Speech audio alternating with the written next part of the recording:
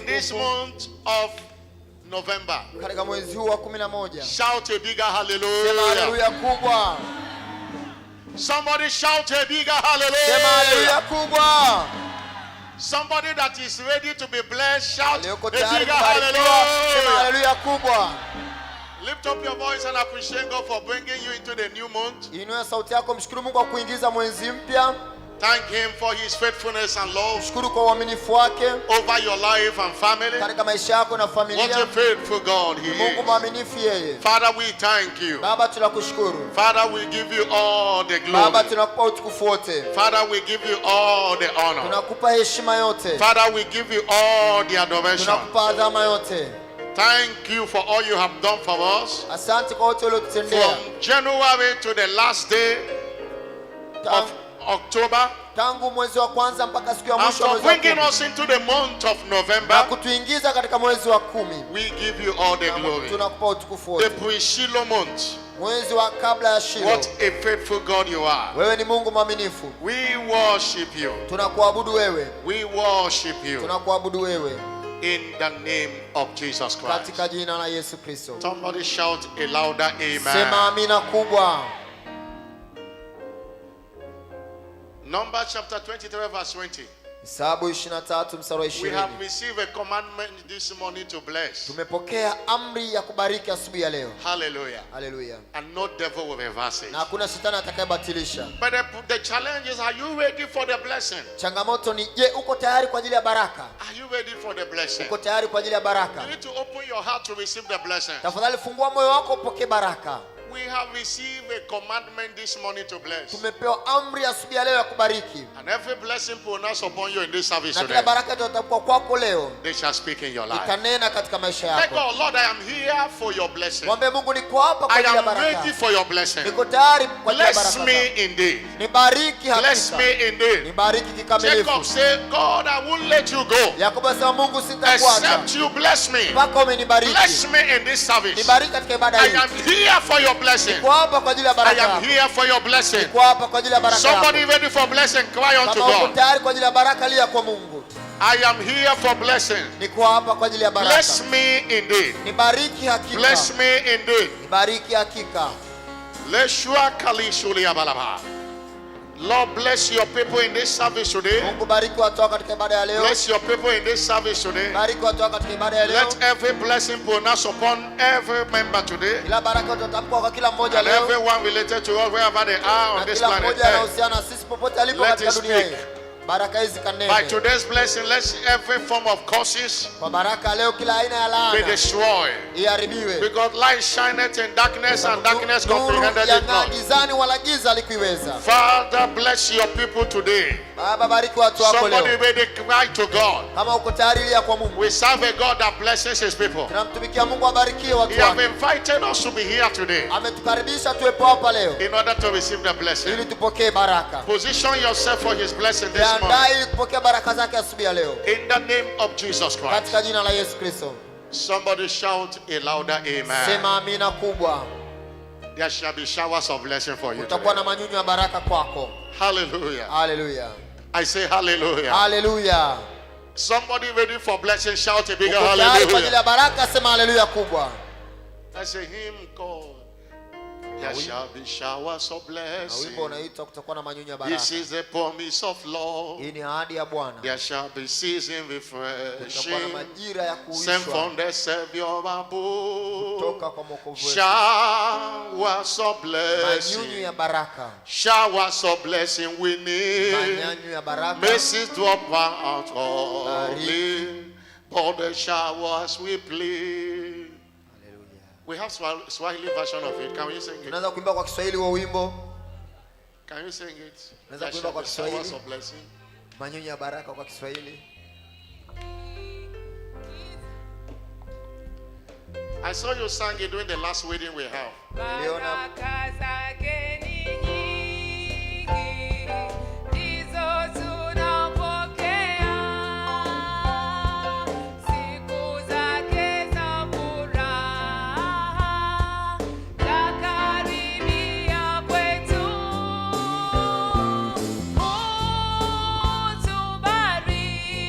Utubariki, Roho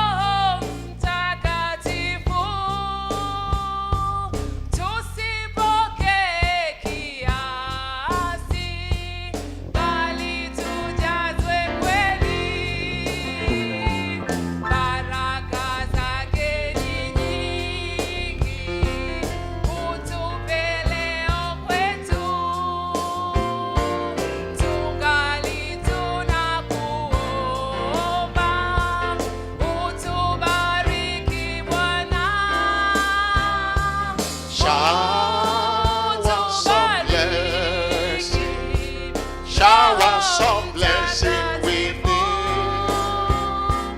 Mercy upon us are falling, but the showers we need. Somebody shout hallelujah. Sema haleluya. Help me welcome your neighbor to the left and to the Karibisha right. jirani yako upande wa kuume na wa kushoto. Tell your neighbor you are welcome. Mwambie karibu. It is your blessing day. Mwambie leo ni siku yako ya baraka. Prophesy to your neighbor, God will bless you Tabiria jirani today. yako, mwambie Mungu atakubariki leo In Jesus' name. katika jina la Please Yesu. have your seat in His Tafadhali presence. keti katika uwepo wake. With Jesus' joy, I welcome you. Kwa furaha Yesu na kukaribisha. And on behalf of the President, Winners Chapel International, Bishop David Oyedepo, Na kwa niaba ya rais wa kanisa washindi wa kimataifa Askofu David who Oyedepo have mandated us today to bless you. aliyetupa agizo leo la kukubariki. And yesterday he said, every blessing we pronounce on you shall speak in your Na life. jana alisema kila baraka tutatamka kwako itanena I'm not katika hearing maisha a yako. louder amen. Sisikia amina kubwa.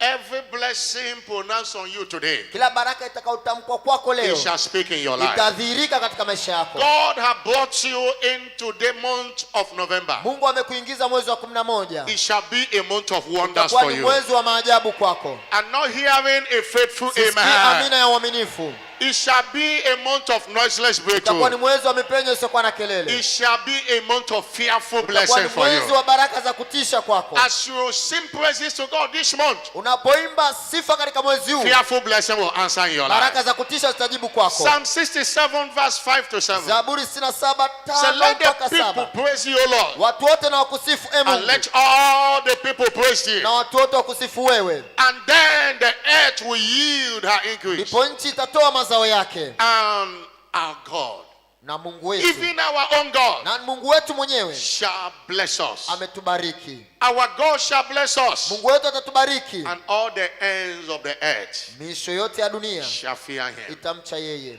Fearful blessings Baraka za kutisha shall be the order of the day in your zitakuwa life za kawaida today. katika maisha yako. I'm not hearing a louder Sikia amina amen. kubwa.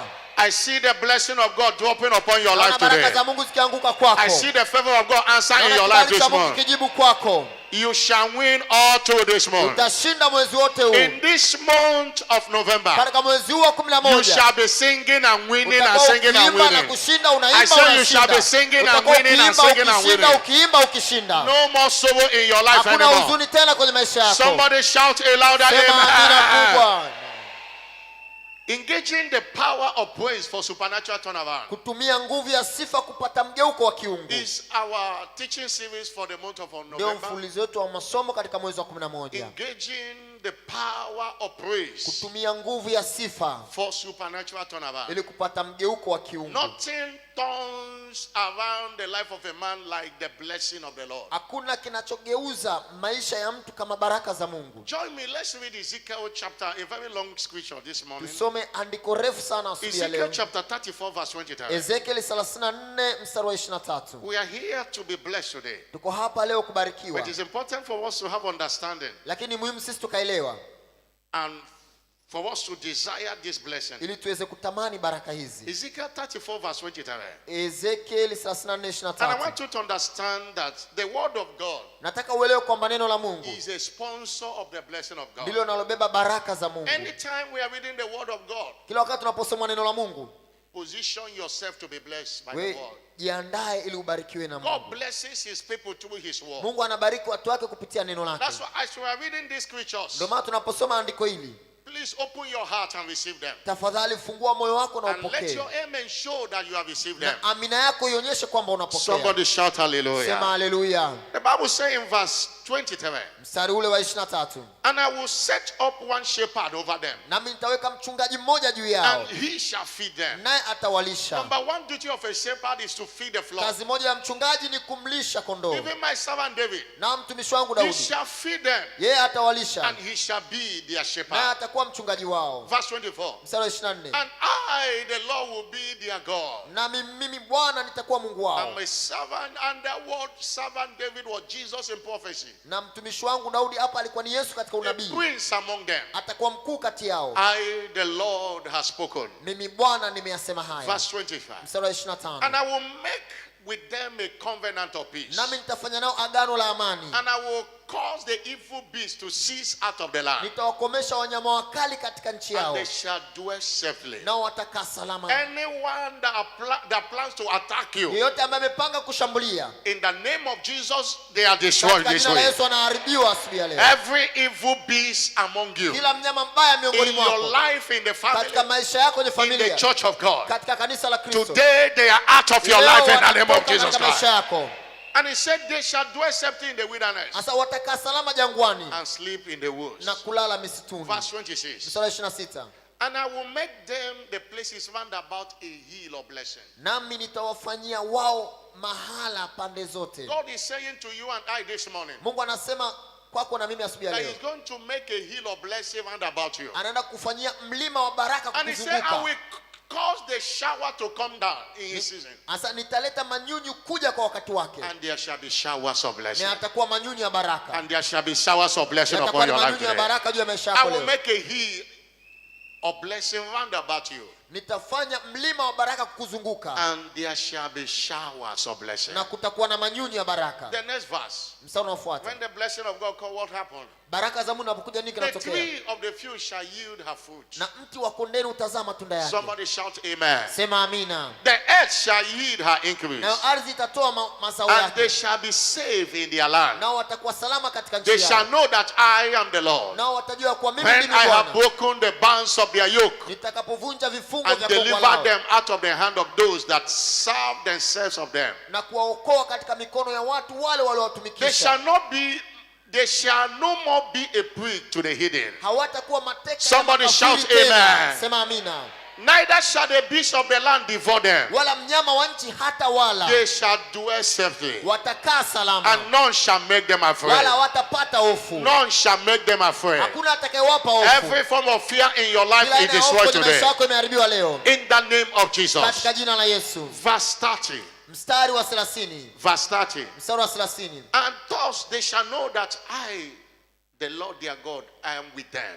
Nao watajua ya kwamba mimi Bwana Mungu wao ni pamoja nao. God is with us this Mungu morning. yuko pamoja nasi asubuhi ya leo. That they, even the house of winners, Na ya kuwa ile nyumba ya washindi are my people, ni watu wangu, says the Lord of hosts. asema Bwana wa majeshi. And verse 31. Mstari wa 31. Yet, and ye my flock, Na ninyi kondoo zangu, the flock of my pasture, kondoo za malisho yangu amen. ni wanadamu, And I am your God, na mimi ndiye Mungu wenu, says the Lord God. asema Bwana Mungu. Somebody shout amen. Sema amina. Somebody shout a louder Sema amina amen. kubwa.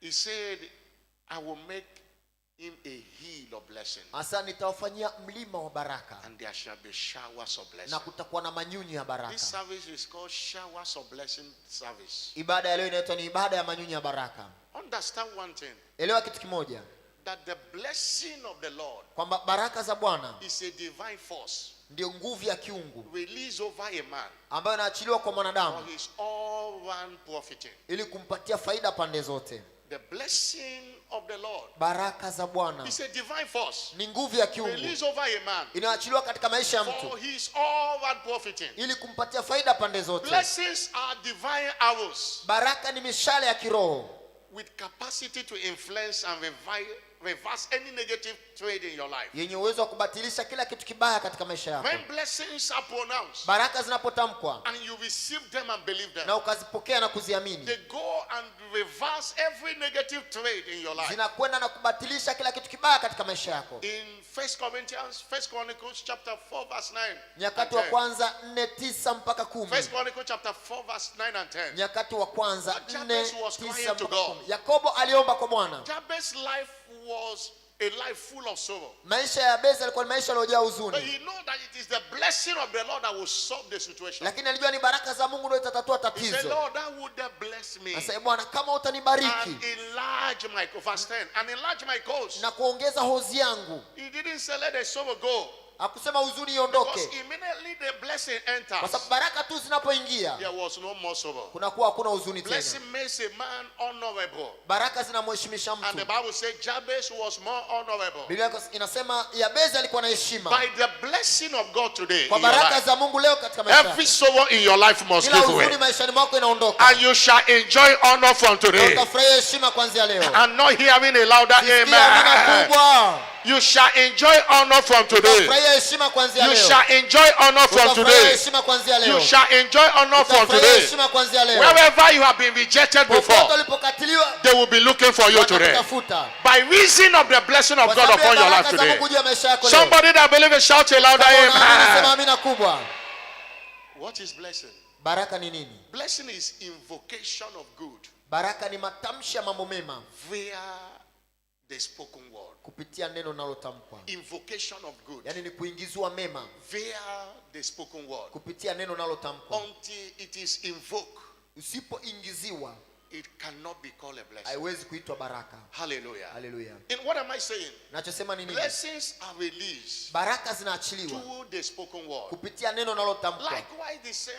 Likewise, curses. Ndivyo ilivyo kwenye laana. Curses are released also through the spoken word. Laana zinaachiliwa kwa matamshi ya maneno. The same way blessings are released. Ndivyo baraka zinaachiliwa hivyo hivyo. Spoken words are conveyors of blessing. Neno linalotamkwa ndio linabeba baraka. Hallelujah. Hallelujah. In fact, a blessing is a word spoken Baraka ni maneno yaliyotamkwa for good kwa ajili ya mema, that carries spiritual power and authority. yanayobeba nguvu ya kiroho na mamlaka, That set in motion something yanayosababisha kitu kianze kutembea, that will go from generation to generation. kitakachokwenda kizazi hata It's kizazi. a word spoken for good Ni maneno yanayotamkwa ikiwa yamebeba mema, that carries spiritual power and authority. yanayobeba nguvu ya kiroho na mamlaka, That set in motion something that will go from generation to generation. yanasababisha kitu kianze kutembea, kitu kitakachoenda kizazi Same hata way kizazi. curses are words spoken for bad or negative words. Na hivyo laana ni matamshi mabaya. Praise the Lord. Bwana asifiwe. This what blessing is all about. Neno hili baraka linahusiana. Hallelujah. Haleluya. What does it mean to be blessed?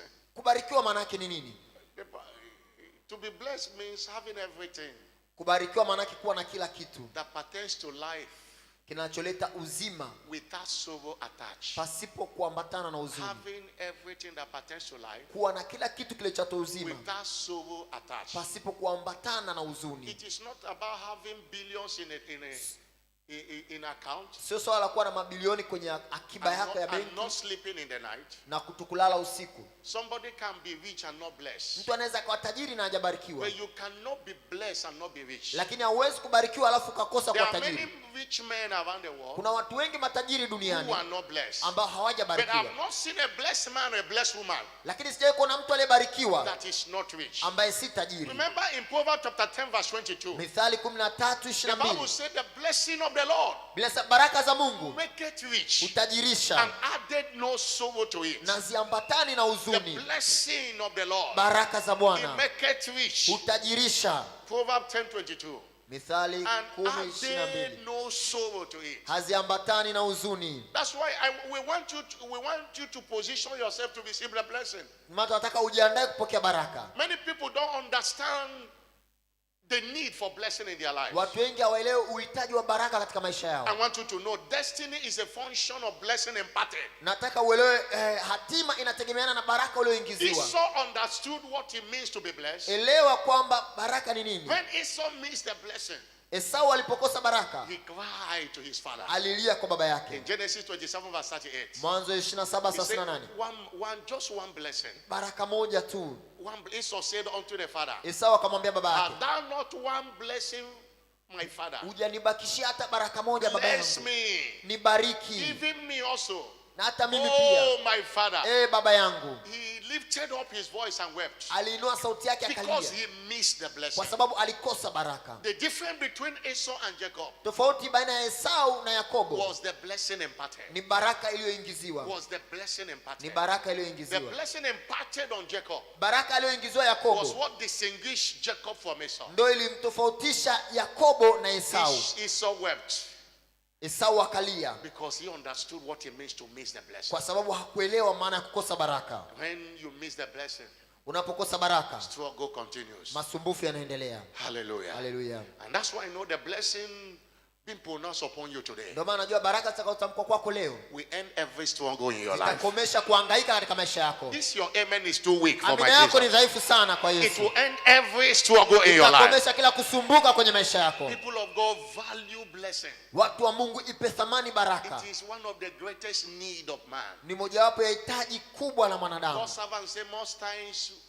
we are in need because we don't know what we actually need. Mtumishi wa Mungu anasema mara nyingi tunakuwa kwenye uhitaji kwa sababu hatujui kile tunachohitaji Instead kwa of praying to usahihi. God, God make me rich. Badala ya kulia kumwambia Lord, Mungu give me nitajirishe, Mungu nitajirishe, Cry for blessing. lia ukiomba baraka. When you are blessed, more people follows you Unapobarikiwa everywhere you go. vyote vinakufuata. Somebody shout hallelujah. Sema haleluya. There are too many blessing dry believers today. Kuna Wakristo wengi wanalilia, Struggling with their strength and skill. kuna washirika wengi wanatafuta They are baraka constantly wakisumbuka kwa trapped. nguvu na ujuzi. Many people are in church but they are blessing dry. Watu wengi wa kanisani lakini wamekaukiwa Because baraka they don't value blessing. kwa sababu hawaipi thamani baraka. They don't have value for it. Hawaipi thamani baraka. Blessing is the greatest asset of destiny. Baraka ni hazina kubwa katika hatima. Whenever you find greatest, anywhere you find greatest in the kingdom, Popote utakapoona ukuu katika ufalme, at the root of it is imparted blessing. katika mzizi wake utagundua kuna baraka iliingizwa. Knowledge may empower you. Maarifa yanaweza kukuwezesha. You might hear the word and be transformed. Unaweza ukasikia neno ukabadilishwa, But it's the blessing that will position you for greatness. lakini baraka ndio zitakuandaa uwe mtu mkuu. It is one thing Ni jambo moja to be in church. kwa kanisani, It's another thing to position yourself to be ni blessed. jambo jingine kabisa kukaa vizuri ili I found kubarikiwa. that anytime God wants to make someone great, Nimegundua kila wakati Mungu anapotaka kumfanya mtu kuwa mkuu, always send him to another man to be blessed. wakati wote umtuma kwenda kwa mtu mwingine ili abarikiwe. After delivering 18-hour vision Baada ya kupata yale maono ya masaa 18, to Bishop David Repo, baada ya kumpatia Askofu Edo he yale said, I will maono, not allow you to go like others have gone. alimwambia sitakuruhusu uende kama wengine They didn't walivyokwenda. have value for blessing, Hakuwa na thamani ya but I baraka. will not allow you like that. Sasa sitakuruhusu uende namna hiyo. Send for my servant, Mwite mtumishi wangu Bishop David, Pastor Yehadeboye. mchungaji Abioe, Send for him, mwite. even when they have never met. Hata walikuwa hawajakutana, And he lay her and blessed him. The blessing is still speaking to them. na akamwekea mikono akambariki, baraka inanena mpaka People leo. of God, you are in a blessed commission. Watu wa Mungu uko kwenye huduma iliyobarikiwa, And no devil will stop your own na hakuna blessing. shetani atakayezuia baraka I'm not yako. hearing a louder amen. Sisikia amina kubwa. Your repositioning Kujiandaa kwako is a function of blessing. kunategemeana na baraka. Jacob said Yakobo alisema in Genesis 32 verse 26, Mwanzo I 32:26, won't let you go. sintakuacha uende. People, they understood what it means to be blessed. Watu wa Mungu, elewa nini maana ya He kubarikiwa. said, I won't let you go Asa sintokuacha except that bless me. mpaka umenibariki, Except that bless me. mpaka It umenibariki. doesn't matter what it will take me. Haijalishi I itanihitaji won't nini, let me go. sintokuacha uende. Remember that the angel touched the whole of his thigh. Kumbuka malaika alimshika akampinda mguu wake He pale, couldn't stand upright. But he couldn't give up until na the blessing hakuweza was kusimama vizuri, lakini hakukata tamaa mpaka akapata These are baraka. the people that value blessing. Hawa ni watu ambao wameipa baraka thamani. Somebody shout hallelujah. Sema haleluya. Proverbs 11 verse 11. Mithali 11:11, The Bible says, Biblia inasema the blessing of the upright, baraka ya mwenye haki, by the blessing of the upright, kwa baraka ya mwenye haki the city is exalted. ule mji unainuliwa. That by blessing of the upright. Kwa baraka ya mwenye haki, In other words, what build a city to the topmost top is the blessing. kwa maana mwingine kinachojenga mji kwenda juu ni baraka, Is the blessing. ni baraka. People of God, pay attention. We are here to be blessed. Watu wa Mungu, kuwa makini, tuko hapa Even, kubarikiwa. what do you come to church to do? Unakuja kanisani kufanya nini?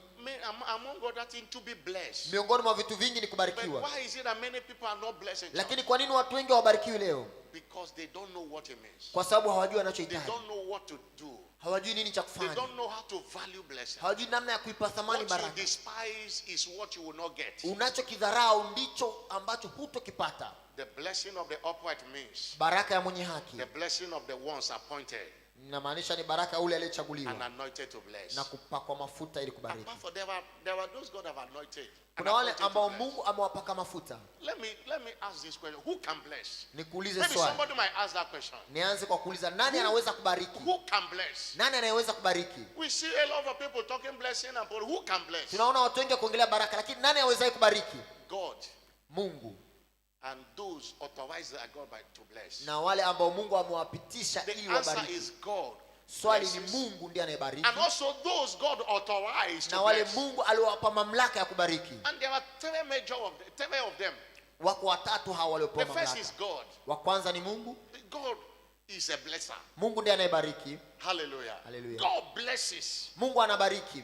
Genesis chapter 12 verse 1 to 3. Mwanzo 12:1 mpaka He 3. saw Abraham and called Abraham. Alimwona Ibrahimu He akamwita said, Ibrahimu. depart from where you are now Akasema toka ulipo hapo, and to a place I will show you. nienda eneo And I nitakalokuonyesha, will bless thee. nami nitakubariki. In verse 3. Mstari wa 3. I will bless thee. Nitakubariki. God blesses. Mungu anabariki. Praise the Lord. Bwana asifiwe. In Genesis 22 verse 17. Mwanzo He 22:17. said, because you have done this, Sasa talking to kwa sababu Abraham, umetenda jambo hili, akiongelea habari ya Ibrahimu, in blessing I will bless kada you. kubariki nitakubariki. God blesses. Mungu anabariki. Even is the source of every divine blessing. Yaani yeye ndio chanzo cha kila baraka za kiungu. Hallelujah. Haleluya. In Genesis 24 verse 1. Mwanzo 24:1. And you see, it was the blessing of the Lord that made Abraham. Unaona ni baraka za Mungu ndio You see, zilimtajirisha Abraham Ibrahimu. was old and well stricken in age. Ibrahimu akawa mzee mwenye miaka mingi. And the Lord had blessed Abraham in all things. Bwana alikuwa amembariki Ibrahimu katika vitu vingi. It shall be said of you Itasemwa kwa habari yako that God has blessed you in kwamba all Mungu things. amekubariki. I'm not hearing a faithful Sisikii amina amen. ya uaminifu. I say, after this service today, Baada ya ibada hii leo, it shall be said of you itasemwa kwako that God has blessed you kwamba in Mungu all amekubariki things. pande zote. That God has blessed you in Mungu all amekubariki things. pande zote. In the name of Jesus Katika jina la Christ, Yesu Kristo.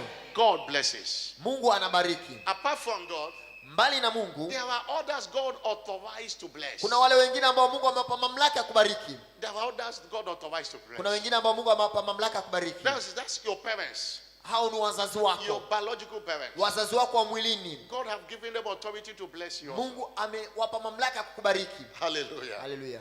I remember the story of Noah Nakumbuka habari ya Nuhu. in Genesis chapter 9, reading from verse 18 to 27. Mwanzo 9:18 mpaka 27. The Bible says Noah, that was after the flood, Noah Hapo ni baada ya mafuriko yale. planted a vineyard Noa akapanda and drank of the wine he planted there na akanywa mvinyo wa ule mti and was aliopanda, drunk, and he uncovered himself. na akalewa akajifunua akawa And uchi. one of the sons Mmoja wa saw mtoto the wake nakedness and was mocking the father. aliona ule uchi wa baba yake akawa na mdhihaki. And two of them came, Shem and Japheth, Wale wawili wakaja, Shem na took Jafeti, a garment, wakachukua vazi, looked their face backward, wakaenda kinyuma nyuma, and covered their father. wakamfunika baba yao. And when the drunkenness clear from Noah's Na ule eyes, ulevi ulipotoka kwa baba yake, they told Noah what happened. wakamwambia Nuhu kilichotokea. Hallelujah. Haleluya. Especially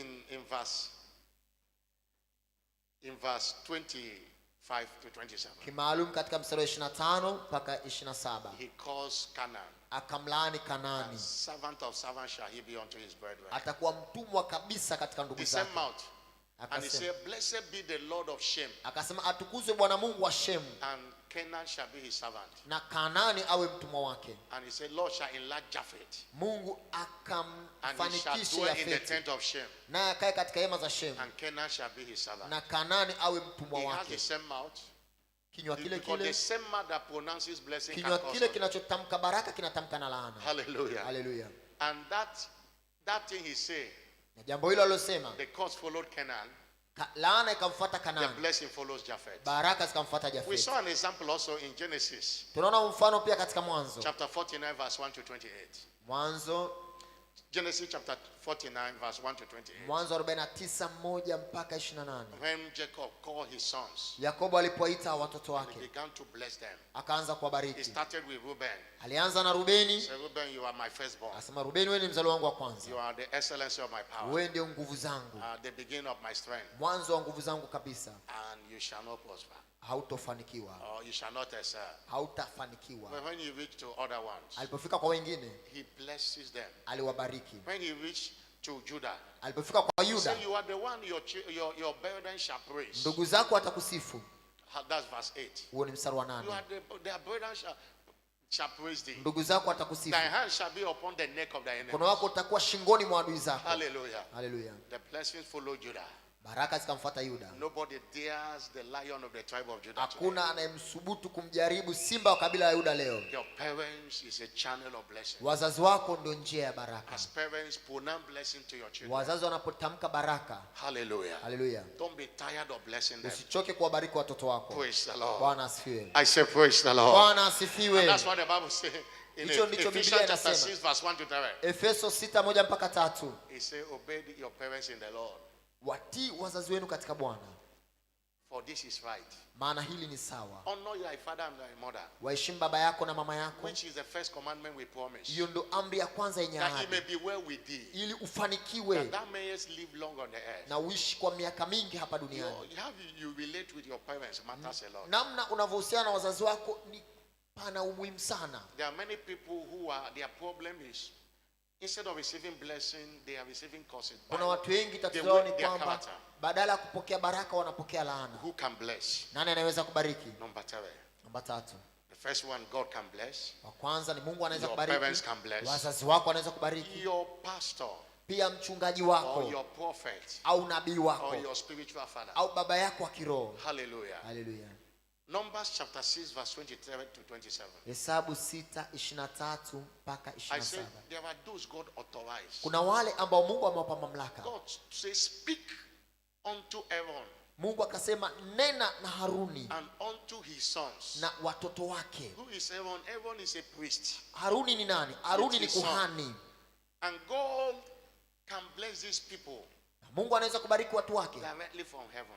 moja kwa moja toka mbinguni, But most time God does not work that way. lakini mara nyingi Mungu hatendi He hivyo. needed the priest. Anachagua The kuhani. priest stand between God and the people. Kuhani anasimama kwa niaba ya He Mungu said, na wanadamu. this wise Asa namna shall hii you bless the children of Israel, utawabariki wana wa Israeli, saying unto them, utawaambia the Lord bless thee and keep thee. Bwana akubarikie na kukulinda. The Lord make his face shine upon thee and be gracious unto thee. Bwana akuangazie nuru ya uso wake na The Lord kukufadhili. lift up his countenance upon thee Bwana akuinulie uso wake and give thee peace. na akupatie amani.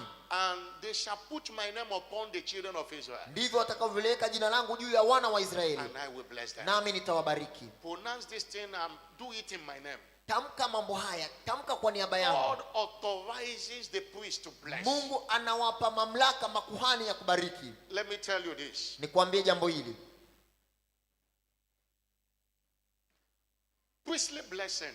Baraka za kikuhani I heard it yesterday from God's servant when we hook on. nilisikia kutoka kwa mtumishi wa Mungu jana He said tulipojiunga priestly Kanaani. blessing are prophetic verdict Baraka za kinabii ni matamko ya kinabii for those who receive and believe kwa them. wale wanaoyapokea na That kuyaamini. was God's servant said it verbatim Ni yesterday. mtumishi wa Mungu alisema waziwazi The jana. priestly blessing are prophetic verdicts Baraka za kikuhani ni matamko ya for kinabii those that receive and believe kwa them. wale wanaoyapokea na kuyaamini. Priestly blessing is proclamation Baraka za kikuhani ni matamshi that God confirmed for manifestation. ambao Mungu anayathibitisha ili kudhihirika. Hallelujah. Haleluya. The major duty of a priest Kazi kuu ya kuhani is to bless the people on behalf of ni God. kubariki watu kwa niaba ya Mungu. That is why a spiritual father, Ndio maana baba wa kiroho a priest, au kuhani or a pastor, no matter what you au call it, mchungaji au unamhitaji is a blessing channel. ni njia ya kupata baraka. Is a blessing transmitter to the people. Yeye ndiye anayesafirisha baraka kwenda kwa That watu. is why for you to be without a prophet Ndio maana kwa wewe kuishi pasipo nabii is to be without a prophet. ni kuishi pasipo faida. For you to be without a pastor Kwa wewe kuwa pasipo mchungaji is to be without a pasture. ni kuwa pasipo na malisho. Praise the Lord. Bwana A asifiwe. pastor leads you to your pasture, Mchungaji ndiye anakuongoza kwenye malisho yako, and your pasture guarantees your future. na malisho yako ndio yanakuhakikishia hatima There are yako. many people who are not being pastored. Kuna watu wengi hawachungwi, There are many people who have no spiritual cover, kuna watu wengi hawana kifuniko cha kiroho and they lack the blessings. na wanakosa baraka. It is one thing to be in church, people of God. Ni jambo moja kuwepo kanisani watu wa It Mungu, is another thing to be blessed. na ni jambo jingine kabisa kubarikiwa. Hallelujah. Haleluya. I say hallelujah. Haleluya. Every time God wants to bless a man, Kila wakati Mungu anapotaka kumbariki mtu, He send him to his pastor. anamtuma kwa He mchungaji sent wake, him to his prophet. anamtuma kwa nabii wake. I told you the story of Bishop David Oyedepo. Nilikwambia habari ya Askofu Said, David I will Oyedepo. not allow you to go like others have gone. Sitakuruhusu uende kama wengine walivyokwenda. Send for my servant. Mwite mtumishi wangu. And the man can lay hand and pronounce blessing. Na ule mtumishi akamwekea mikono, akamtamkia Bless the baraka, commission. akabariki huduma. One of the things he said, at Moja the ya beginning, vitu alivyosema, he said, this commission commission shall be great. Asema huduma hii itakuwa kuu. Hallelujah. Hallelujah. From the depth of his heart. Alibariki hivyo kutoka ndani ya kilindi cha moyo wake. We have not even seen the greatness. Hatujaona hata ukuu bado. The one we are going to see is more than what we are seeing. Tutakwenda kuona ni mkubwa kuliko huu hapa. Because we are a blessed commission. Kwa sababu sisi huduma tuliobarikiwa. Praise the Lord. Bwana asifiwe. Anytime God wants to bless a man, Kila wakati Mungu anataka kumbariki mtu, he send him to a pastoral cover. anamtuma katika kifuniko cha kichungaji. Hallelujah. Hallelujah. I know this man very well and I have followed him for many years. Namjua mtu huyu vizuri na nimemfuata kwa miaka mingi.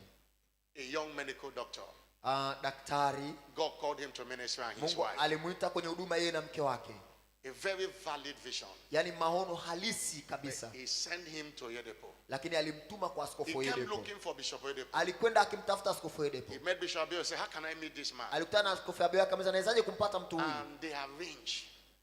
And he met Bishop Oyedepo. Na wakaandaa akakutana na Askofu And Oyedepo. blessing was pronounced on him. Na baraka zikatamkwa kwake. It is speaking today. Zinanena mpaka leo. Same order of testimonies Shuhuda zile zinazotokea that this commission is sharing. katika huduma hii His own ministry is sharing. zinatokea kwenye huduma yake. Hallelujah. Hallelujah. It's one of the ministries you can mention of today in Nigeria. Ni moja ya huduma unaweza kuitaja leo kule Nigeria. Dunamis Gospel International Ministry. Huduma ya Dunamis. 24th of this month, God's servant will be dedicating their sanctuary, 100-seater sanctuary. Tarehe 24 ya mwezi huu 100,000-seater sanctuary. mtumishi wa Mungu atakuwa akiweka wakfu jengo la kanisa linaloweza kubeba watu 100,000. Built in Airport Road, Abuja. Limejengwa pale Abuja. Hallelujah. Hallelujah. By the blessing pronounced. Kwa baraka alizotamkiwa. People of God, watu wa Mungu, we are here to pronounce blessings. tuko hapa kutamka baraka. But understand it is not just about now. Lakini elewa tu sio kwa habari ya One sasa. thing about blessings. Unajua kitu kimoja kuhusiana na baraka. No matter the level of blessing you are enjoying, haijalishi kiwango cha baraka unachofurahia sasa, there are a greater level of it. kuna kiwango cha zaidi You cha can't say I baraka. have landed in the school of blessing. Hauwezi kusema umefika katika shule You ya have baraka. not reached where you up to. Haujafika pale unakopaswa kuwepo. That's why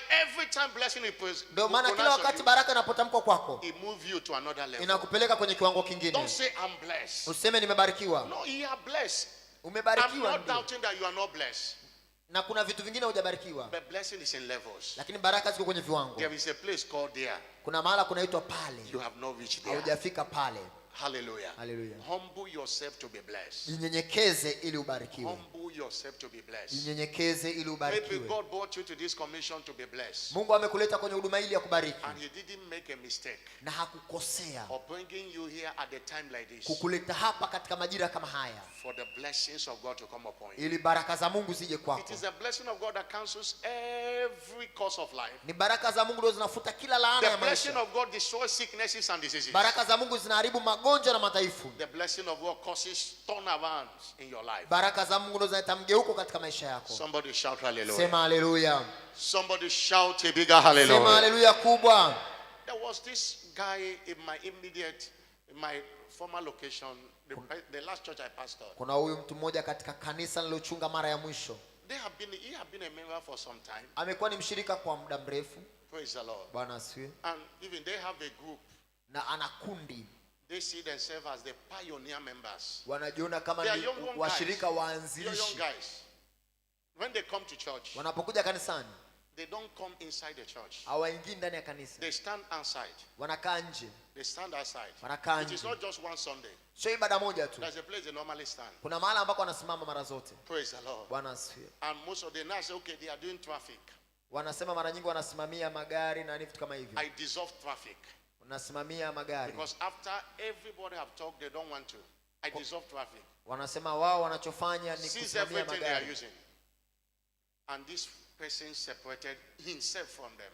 Na huyu ndugu akajitenga kutoka kwa hao. Praise the Lord. Bwana asifiwe. The day I was told that he's a graduate, Siku nilipoambiwa kwamba amehitimu, I doubted it. nilikuwa na shaka. Because there was nothing Kwa sababu hakukuwa na kitu to show. kilichokuwa kinaonyesha. Even from his dressing to everything you will know. Yaani katika kuvaa kwake na katika kila kitu utajua. He was in church. Alikuwa kanisani. But he was not in touch. Lakini alikuwa He hajaunganika. was in church. Alikuwa kanisani. But the blessings does not come near him. Lakini baraka zilikuwa You know, zimkaribia. many people can sit in church. Unajua watu wengi wanaweza kukaa While kanisani. others are receiving blessings. Wakati wengine wanapokea baraka, And they are receiving curses. wao wanapokea laana. Because the same mouth that blesses Kwa sababu kinywa kile kile kibarikicho is the same mouth that curses. ndicho kinacholaani. Many people, even as the sermon is going on, Watu wengine hata neno hili linapoendelea they are even talking against the pastor. Even wanaongea inside the kinyume church. na mchungaji hata hapa. And when others are receiving the blessing, Sasa wakati wengine wanapokea baraka, such people are receiving curses. watu kama hao wanapokea He laana. does not need to pronounce a curse. Hahitaji kutamka laana, But God say, you are doing that to me. lakini Mungu asa unanifanyia hilo mimi, Let me see.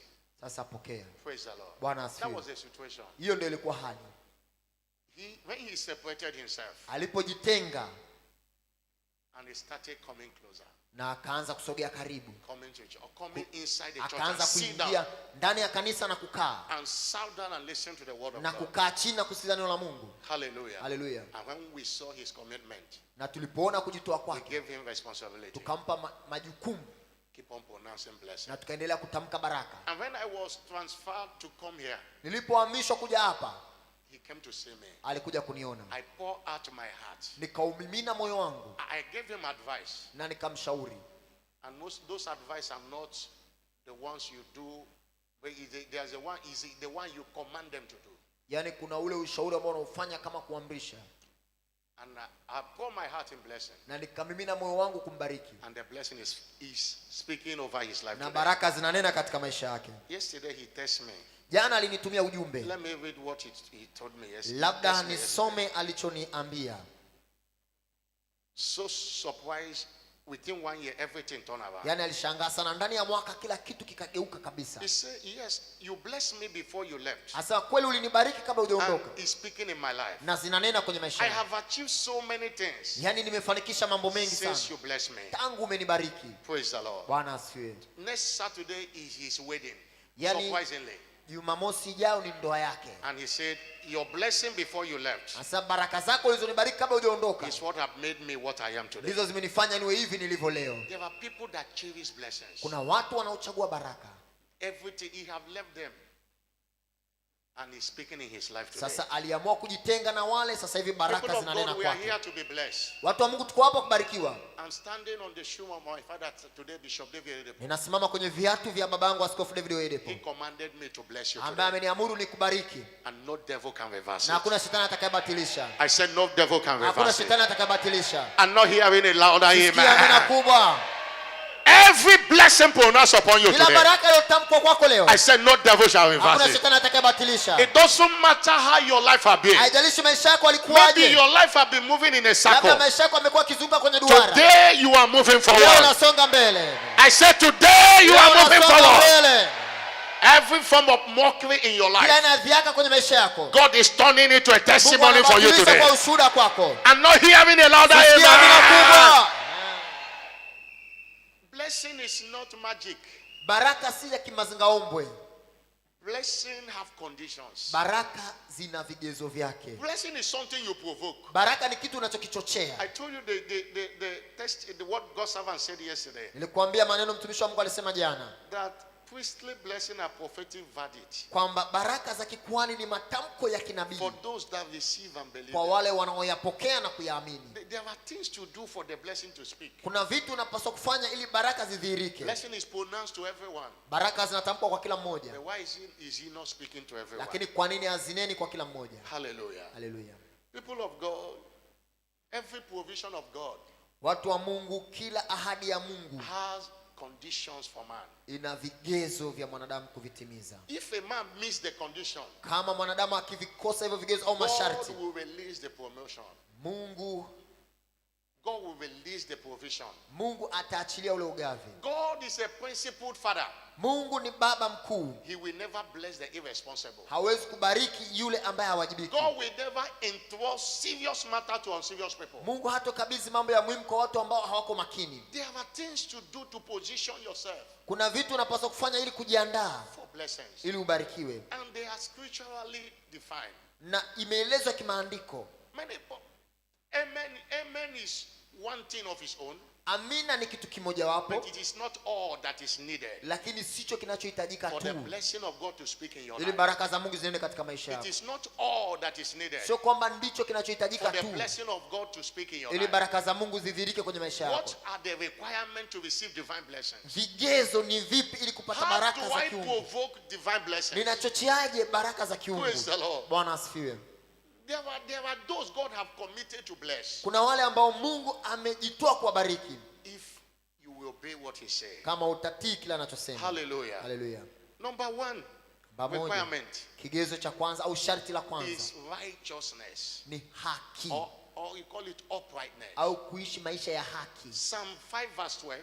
I will Za- read some scriptures. Zaburi 5 mstari wa 12. Psalm 5 verse 12. Zaburi 5 mstari wa 12. That God will bless the righteous. Mungu atawabariki mwenye haki, With favor will that compass him as with a kwa shield. kibali atamzunguka kama The ngao. righteous. The righteous. Mwenye haki, Not everyone. sio kila mmoja. That God will bless the righteous. Mungu utambariki mwenye haki. Psalm 1 verse 1 to 3. Zaburi ya 1 mpaka 3. Blessed is a man that walketh not in the counsel of the ungodly. Amebarikiwa mtu yule asiyekwenda katika shauri la wasio In haki. other words, the man that walketh in the counsel of the ungodly will not be blessed. Kwa maana mengine, mtu anayekwenda kwenye shauri la wasio haki He said, not hatabarikiwa, seated in the way or standing in the way of sinners. wala hakusimama katika njia za Not wakosaji, seated in the seat of the scoffers. wala hakuketi barazani pa wenye But mizaha, his delight is in the law of the Lord. bali yeye huifurahia sheria ya And Bwana, his law doth he meditate day and night. na sheria yake ndo anaitafakari mchana na He usiku. shall be like a tree planted by the rivers of water. Atakuwa kama mtu uliopandwa That kando bringeth kando ya forth vijito his vya fruit in maji, his season. uzao matunda kwa His wakati wake, leaves shall not wither. jani lake halitanyauka, And whatsoever he doeth, na kila alitendalo he shall prosper. litafanikiwa. What does he begin from? Tunakuwa tunasoma nini hapa? When you separate yourself from sin. Unapojitenga na dhambi. Hallelujah. Haleluya, I say hallelujah. haleluya. Exodus 32 verse 29. Kutoka 32:29. Moses told the children of Israel. Musa aliwaambia wana wa Israeli, Look at what he said in that scripture. tazama alichosema katika andiko lile. He said, consecrate yourself today to the Lord. Musa akasema, jiwekeni wakfu kwa Bwana leo, Even every man upon his son na kila mtu juu ya mwanawe and upon his brother, na juu ya ndugu yake, that he may bestow upon you a blessing this day. ili awape baraka leo. Consecrate. Yani jitakaseni, Consecration.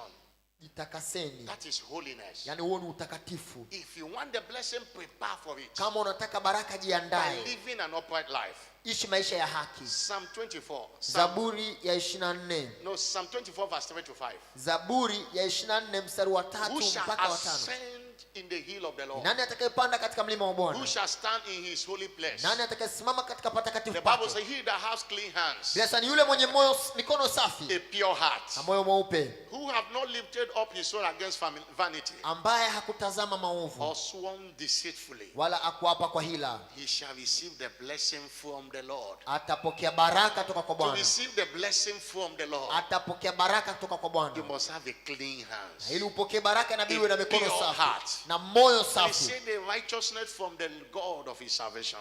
Yani atapokea haki kutoka kwa mwamba, Mungu wa wokovu wake. God bless Job because of his righteousness. Mungu alimbariki Ayubu kwa sababu ya haki In yake. Job chapter 1 verse 1 to 10 Ayubu 1 mpaka 3 and verse 10, mstari wa 10. you see, he said, have thou not made a hedge round about him? Asema, jewe au kumzunguka kwa It ngao was the pande devil that zote. speaking. The devil said, have thou not blessed the work of his hand? Je, au kubariki kazi za mikono yake? And his substance is increased in the land. Na maongezeko yake yameongezeka katika But nchi. Job was a man that feared God and eschewed evil. Lakini Ayubu alikuwa ni mtu amchaye Mungu na kuepukana na mabaya. God is committed to bless the redeemed Mungu anajitoa kuwabariki waliookolewa and the upright. na wale wanaoishi maisha ya haki. Hallelujah. Haleluya. Number 2 Namba 2 is obedience. ni utii. It takes obedience Inahitajika utii to position for blessing. ili ujiandae kupokea baraka.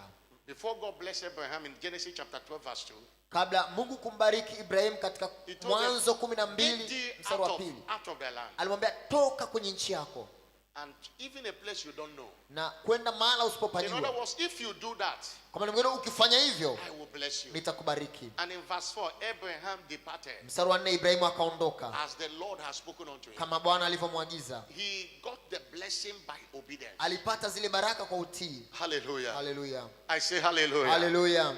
I say hallelujah. Haleluya. In Deuteronomy chapter 28 verse 1 to 13, Kumbukumbu la Torati 28 1 mpaka 13. the Bible says, Biblia inasema, it shall come to pass, itakuwa if thou shalt hearken diligently utakapoisikia kwa bidii unto the voice of the Lord thy God, sauti ya Bwana Mungu to wako, observe and to do all his commandments, tunza na kufanya which maagizo I yake command you this day, kuagizayo leo, that the Lord thy God will set you on high above all the nations of the earth. ndipo Bwana Mungu wako atakuinua juu ya mataifa And yote duniani, all these blessings na baraka hizi zote shall come on thee zitakujilia and overtake thee, na kukupata if kama thou shalt hearken utaisikia unto the voice of the Lord thy God. sauti ya Bwana Mungu wako. There is if.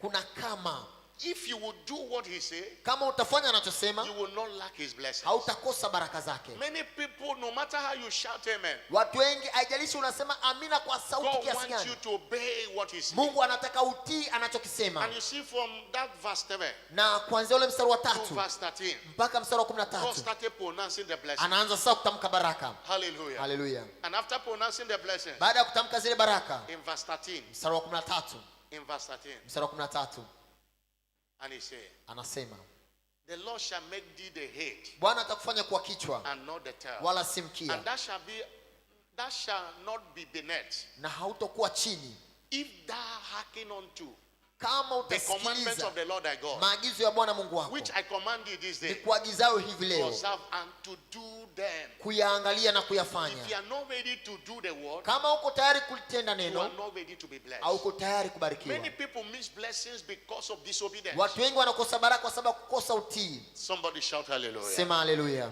That is the word of God. Hilo ni neno la Mungu. God is committed to bless those who obey him with delight. Mungu anajitoa kuwabariki wale wanaomtii kwa Obey furaha. him with delight. Wanamtii kwa furaha kabisa. In Genesis 22 verse 16 to 18, Mwanzo 22:16 mpaka Abraham 18. didn't get the blessing by wishing it. Ibrahim akupata baraka kwa kutamani tu. God said to Abraham, Mungu alimwambia Ibrahim, and by myself have I sworn, mimi says the mwenyewe Lord, nimeapa, asema for Bwana, because thou have done this thing, kwa sababu umetenda jambo hili, thou have not withhold thy son, thy only son, haujanizuilia mwanao wa in pekee, blessing I will bless thee. nitakubariki nitakubariki. Thou have done this thing. Kwa sababu umetenda jambo It hili. was not, blessing is not a gimmick or a magic. Baraka si miujiza, It is not luck. sio bahati, It is walking in the light. ni kutembea katika nuru. There is something to do, people of God. Kuna kitu cha kufanya, watu wa Mungu, That after you shout amen to blessings, kwamba baada ya kusema amina, baada ya zile baraka, you see it speak in your life. unaanza kuona zikitenda kazi kwenye maisha yako. What again? Nini tena? Service is number 3. Utumishi ni namba 3. Exodus 23 verse 25. Kutoka You shall 23:25. serve. We Utatumika. are talking about how you can position yourself. Tunazungumzia namna How unaweza you kujiweka can vizuri provoke the blessing of God. ili uweze kuchochea We baraka have za come Mungu. to bless. It's so important for you to know these things. Ni muhimu wewe kufahamu haya ili ubarikiwe, For you not to continue deceiving yourself. ili usiendelee kujidanganya Oh, mwenyewe. I've shouted amen, it didn't work for me. Kusema amina na mambo yatendi These kazi. are the things that make it work. Haya ni mambo yanasababisha mambo You haya shall yafanikiwe. serve the Lord thy God. Utamtumikia Bwana Mungu And wako he will be committed to bless you. na atajitoa kukubariki. He will be committed to bless your bread and your water. Atajitoa kubariki chakula chako na maji yako. Praise the Lord. Bwana asifiwe. I say praise the Lord. Bwana asifiwe. God is committed to bless those who serve him. Mungu anajitoa kuwabariki wanaomtumikia. Those who make kingdom advancement endeavors their priority for living. Wale ambao wanaipa kipaumbele utumishi katika Does not ufalme, lack the blessing of God. hao hawakosi baraka za Mungu. Hallelujah. Haleluya. In Job 36 verse 11, Ayubu if you 36:11, obey and serve him, kimkubali na you kumtii will spend your days in prosperity utapitia siku zako kwenye and mafanikio your days in pleasure. na miaka yako katika utele. Your disobedience Uasi wako of not serving God wa kuto kumtumikia are Mungu withholding a lot of blessings for ndio you. umezuia baraka nyingi toka kwako. Somebody shout Sema hallelujah. haleluya. Number 4, Namba 4, how do I provoke divine blessing? nachocheaje baraka toka kwa Mungu? Faithfulness. Uaminifu. Faithfulness. Uaminifu. Being trustworthy. Kwa mtu wa kuaminika, Being dependable. kwa mtu wa kutegemewa. Hallelujah. Haleluya. Brings the blessing. Hivyo uleta Proverbs baraka. 28 verse 20. Mithali The Bible says a 28:20. faithful man Bila sa mtu mwaminifu shall abound with blessings. atajawa na baraka. A faithful man. Mtu mwaminifu. Faithfulness to God. Uaminifu kwa Mungu, Faithfulness in the church you serve. uaminifu kwa kanisa Faithfulness unalotumika, to your spouse. uaminifu kwa mwenza Faithfulness wako, to where you are working. uaminifu pale unapofanya kazi, All one faithfulness. uaminifu pande zote, You will abound with blessings. utajawa na baraka You tele. will abound with blessings. Utajawa na baraka tele. The blessing is not free. Baraka haziji bure, You pay the price for it. unalipa gharama. You pay the price for it. Unalipa gharama ili kuzipata. Hallelujah. Haleluya. If you want to go to the land of blessing, kama utakwenda kwenye nchi ya baraka, board the vehicle of faithfulness, panda gari la uaminifu and you will get there. na utafika. If you want to go to the land of blessing, Kama utakwenda kwenye nchi ya baraka, board the vehicle of faithfulness, panda gari la uaminifu and you will get there. na utafika hapo. A faithful man everywhere is blessed. Mtu mwaminifu kila eneo But amebarikiwa. when you are unfaithful, Lakini unapokosa uaminifu, unfaithfulness brings curses, ile hali ya kukosa uaminifu huleta brings laana, rejection.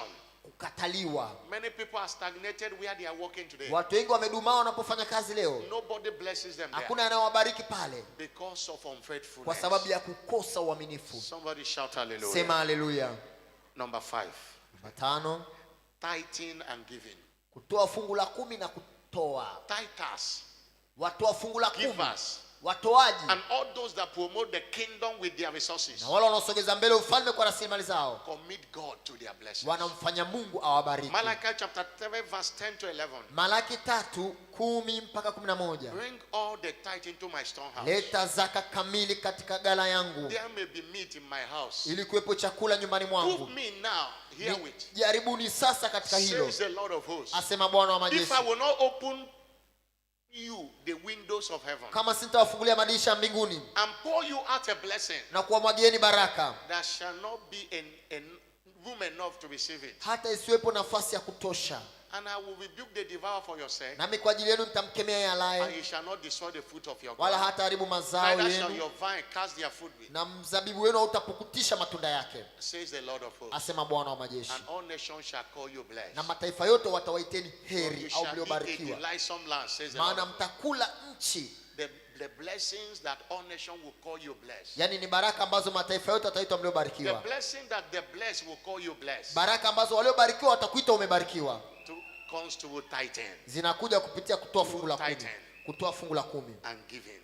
na utoaji. Abraham was not blessed Ibrahimu hakubarikiwa by wishing it. kwa kutamani tu. You know he was a tither. Unajua alikuwa ni mtoa fungu la In 10. Genesis 14 verse 18 to 20. Mwanzo 14:18 mpaka He 20. gave a tithe and Melchizedek blessed him. Alitoa fungu la 10 na The Bible Melkizedeki said, akambariki. Melchizedek, king of Salem, Melkizedeki mfalme wa brought Salem forth wine and bread and wine. alimletea waini na And this mkate. Melchizedek was the priest of the Most Na High. huyu Melkizedeki alikuwa kuhani wa Mungu aliyeko God juu. authorized priests to bless. Mungu amewapa mamlaka He makuhani blessed kubariki. him and said to him, Alimbariki na kumwambia, blessed be Abraham, the Most High God, abarikiwa Ibrahimu, possessor of heaven and earth. mmiliki wa mbingu na nchi, And blessed be the Most High God, na amebarikiwa Mungu aliyeko juu, which delivered thy enemies into thy hand. aliyemwokoa na adui zake. And Abraham gave him tithe of all. Ibrahimu akampa fungu la 10. Abraham was not blessed by wishing it. Ibrahimu akubarikiwa kwa kutamani. Hallelujah. Haleluya.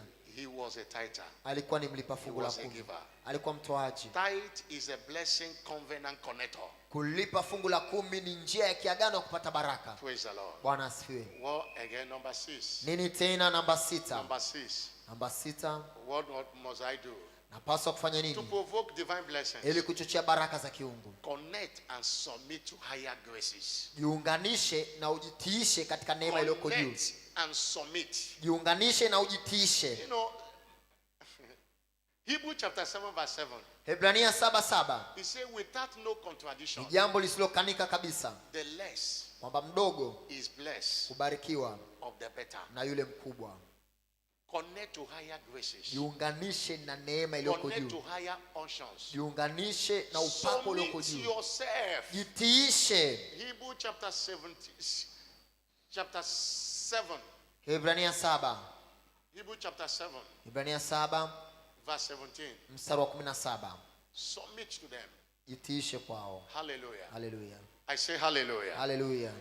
I want you to understand Nataka uelewe, that the pastor you don't honor cannot be a blessing to you. mchungaji usiyemheshimu hawezi kuwa The baraka kwako. pastor you despise cannot be a blessing to you. Mchungaji unayemdharau hawezi kuwa baraka The kwako. pastor you gossip about cannot be a blessing to you. Mchungaji unayemsema pembeni hawezi kuwa baraka kwako. The same way, Ndivyo ilivyo. with the prophet you don't receive Nabii usiyempokea cannot impart your life. hawezi kuleta mguso kwenye The maisha grace you yako. don't celebrate Neema usiyoifurahia will cause disgrace in your life. italeta fedhea kwenye maisha yako. Hallelujah. Haleluya. I say hallelujah. Haleluya.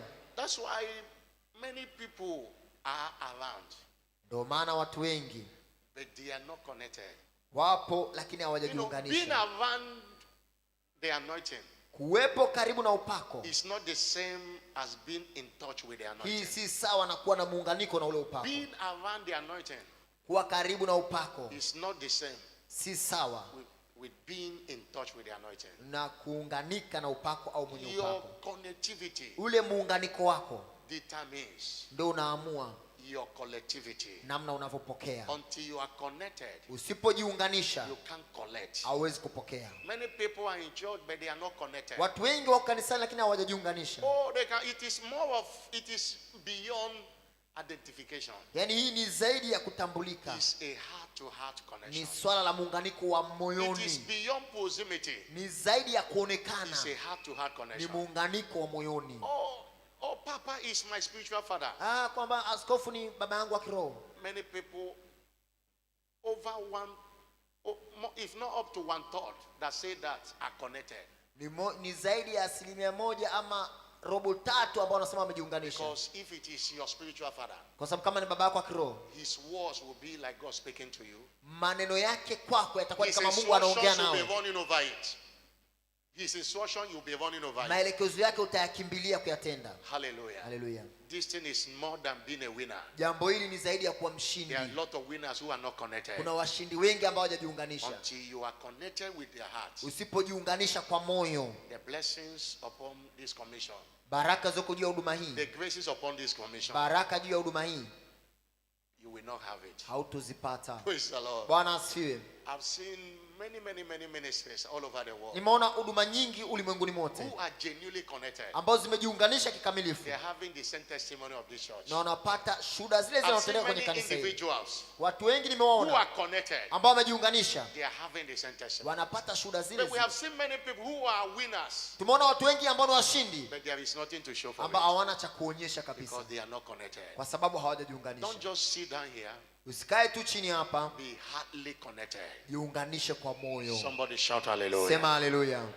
I say somebody shout hallelujah. Sema haleluya. And number 7, Namba 7, as I close, napofunga, how do I position myself? najiwekaje mimi mwenyewe Through high praises. kupitia sifa zokuu. Psalm 67 verse 5 to 7. Zaburi ya 67 Let the 5 people mpaka 7. praise thee. Watu wote na Let wakusifu, all the people praise watu thee. wote na wakusifu, Then the earth will yield her increase. ndipo nchi itatoa mazao yake, And our praises will commit God to bless us. na sifa zetu zitamfanya Mungu atubariki, And God, our own God, shall bless us. na Mungu wetu atatubariki, And all the end of the earth shall fear him. na miisho yote ya dunia itamcha yeye. Remember that this teaching is titled Engaging the Power of Praise Kumbuka somo hili linaitwa kutumia for nguvu ya sifa supernatural turnaround. ili kupata mgeuko wa kiungu. I want you to understand Nataka uelewe that praise is a provoker kwamba sifa ndo and zinachochea sustainer of God's blessings. na kutunza baraka za Mungu. To experience fearful blessings, Ili upate baraka za kutisha, give God fearful praise. mpe Mungu sifa za kutisha. Hallelujah. Haleluya.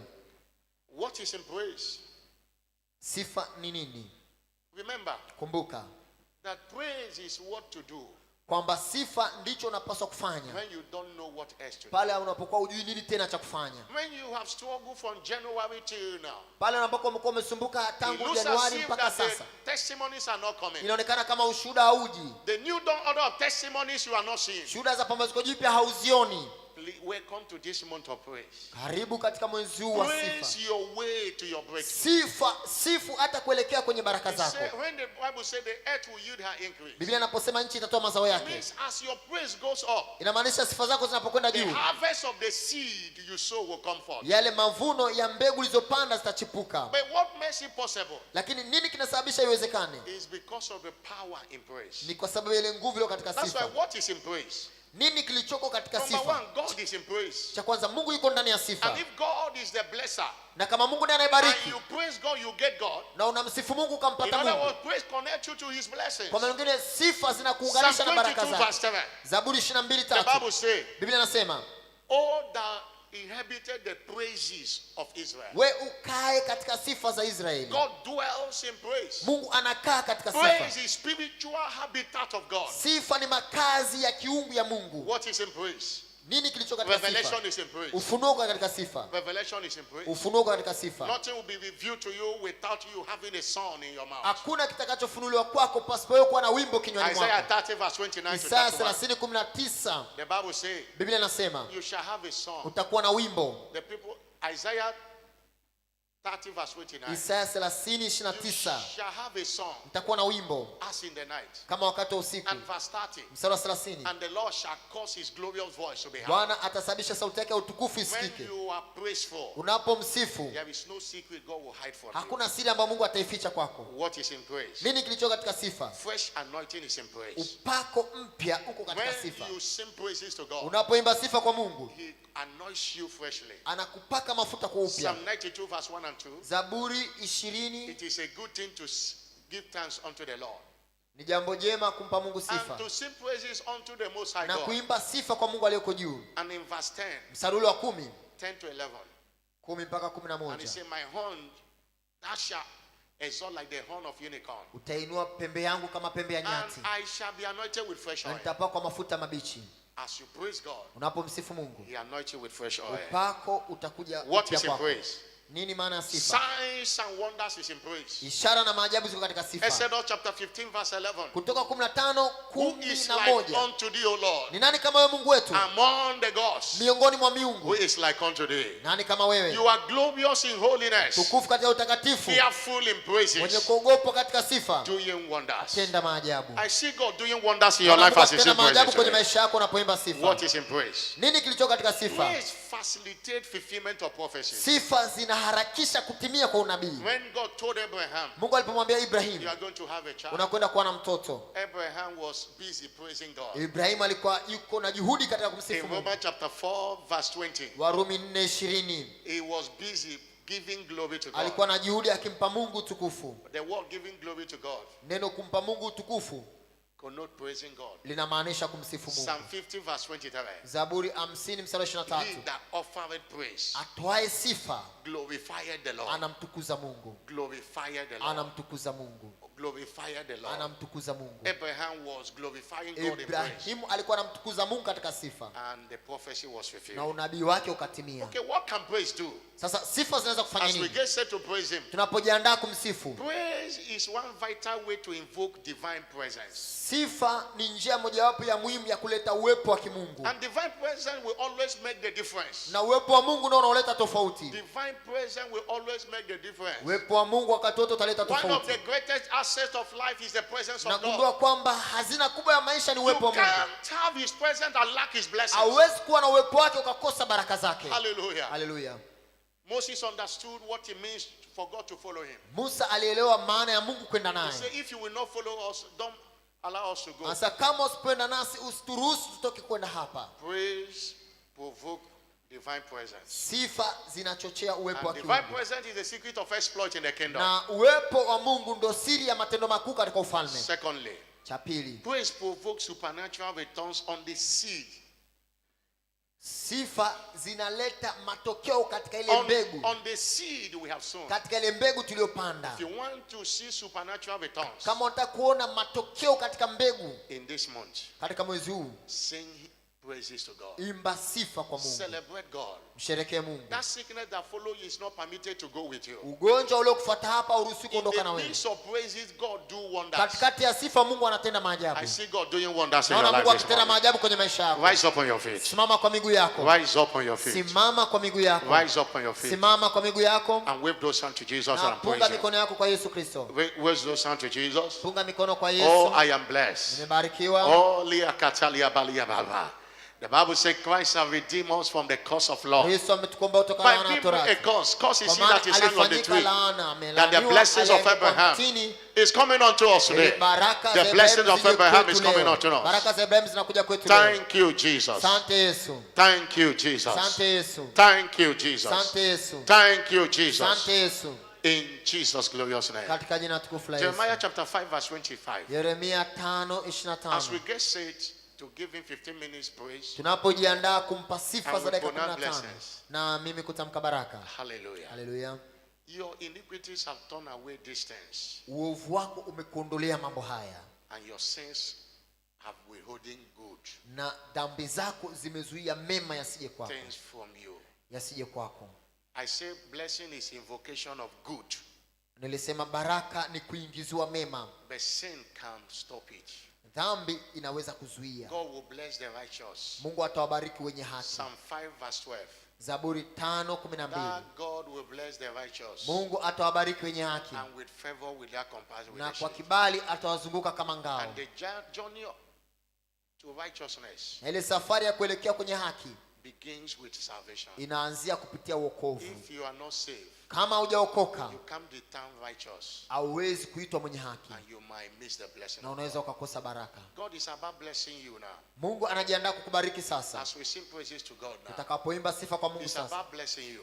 anajiandaa kukubariki, But don't be a barrier to it. lakini usiwe kikwazo cha hizi That's why baraka. if you are here, you are not born again. Na kama uko hapa haujaokoka, Or if you are here, you have been born again, but you have backslided. au uko hapa uliokoka na ukarudi nyuma, Wherever you are standing, it is time to return to God. popote uliposimama ni wakati wa It kurejea is kwa Mungu. time to receive Him as your Lord and Ni personal wakati wa Savior. kumpokea kama Bwana na Mwokozi wako, And every blessing pronounced upon you, na kila baraka iliyotamkwa kwako, including the ones God have done through His word, ikihusisha na ile ambayo Mungu ameziachilia kupitia neno lake, shall speak in your life. zitadhihirika kwenye maisha yako. Wherever you are, Popote uliko, you want to give your life to unataka Christ. kutoa maisha yako kwa You Yesu, want to return to Jesus. unataka kurudi kwa Yesu, I want to pray for you. nataka nikuombee. Help me as I always do. Put your hand on your chest. Weka mkono wako kifuani. Put it on your chest. Nataka wherever you are. kuokoka, Let me nataka pray for kumpokea Bwana Yesu, Let nataka me kutengeneza pray na for Yesu. It is Weka our- mkono wako It kifuani. is a month of harvest, Ni mwezi wetu wa and I mavuno. want you to get your harvest. Nataka upate mavuno I don't yako. want the devil to take what belongs to you. Sitaki shetani achukue kile ambacho ni cha kwako. Put your hand on your chest. Weka mkono wako kifuani. I want to pray for you now. Nataka nikuombee sasa. Your life will never remain. Maisha yako hatabaki kama yalivyokuwepo. If you have done that, please come. Kama umefanya hivyo, let me tafadhali pray for you. njoo hapa mbele. Come, let me pray for Njoo you. mbele sasa nikuombee. Come forward, come Njoo forward. mbele nikuombee.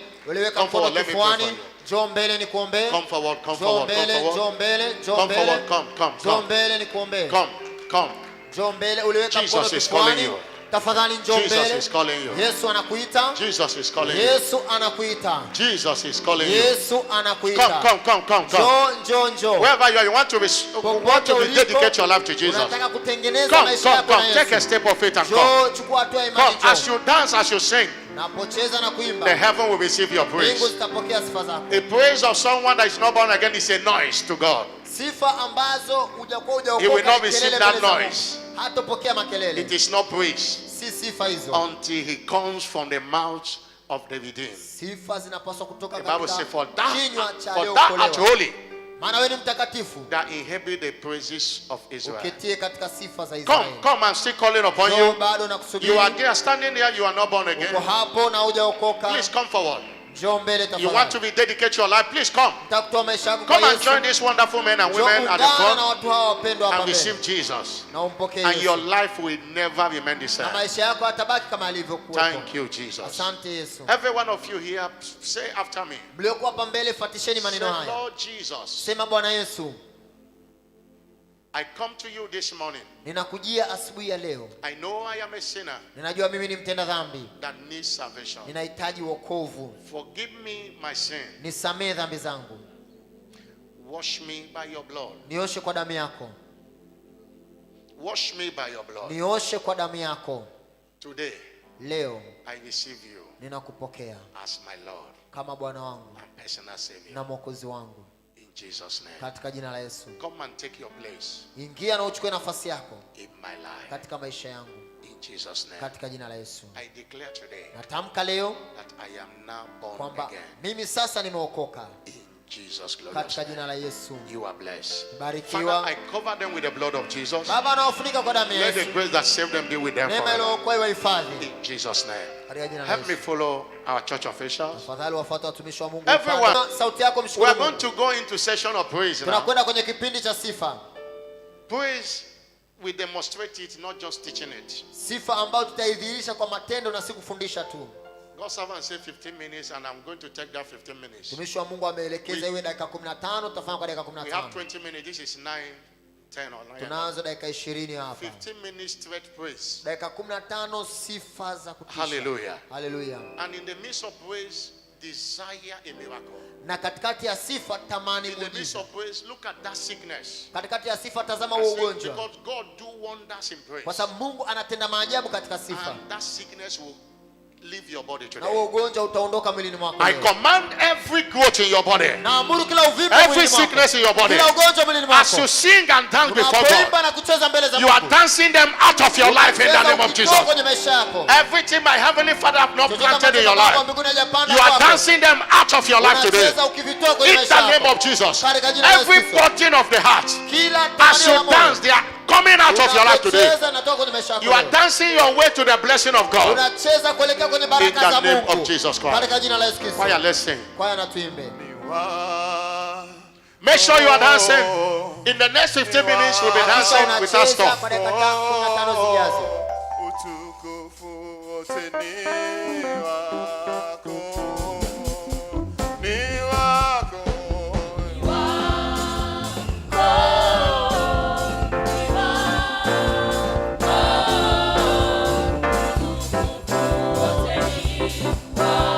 Utukufu wote ni wa nani?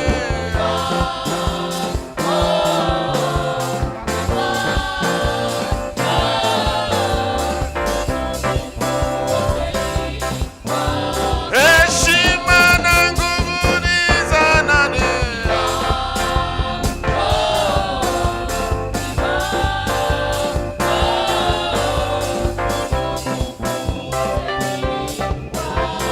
Utukufu wote ni wa nani?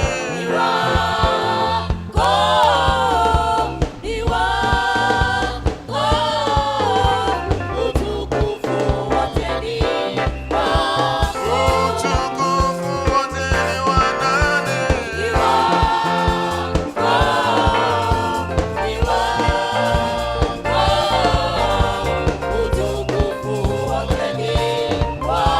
Katutoa papi na kutuweka wapi? Katutoa chini, katuweka juu, katuweka juu, mpaka kileleni. Kanitoa wapi na kuniweka wapi?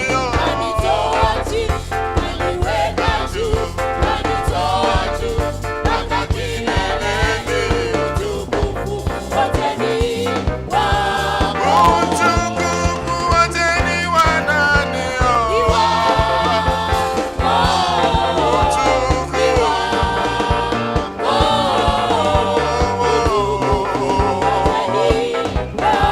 Bwana wa utukufu, utukufu ni wa nani?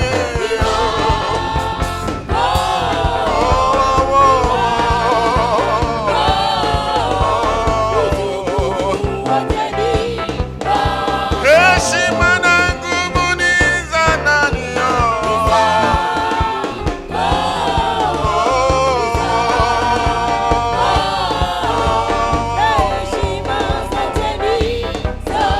Uweza namna gani za nani?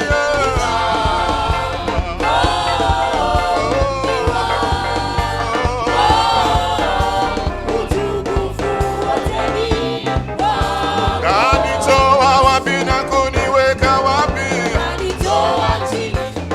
Weka juu, kanitoa juu, mpaka kileleni. Kanitoa wapi na kuniweka wapi? Weka juu, kanitoa juu, mpaka kileleni. Utukufu wote ni wa nani?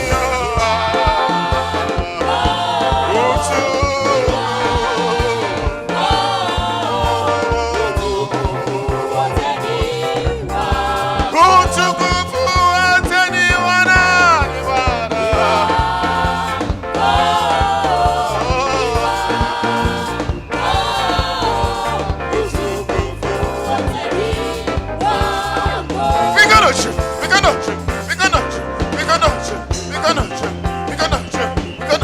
Hallelujah!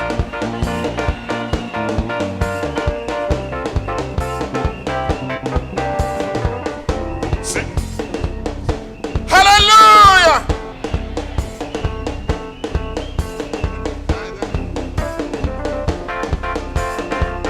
Twalibariki jina lako Baba wa mbinguni.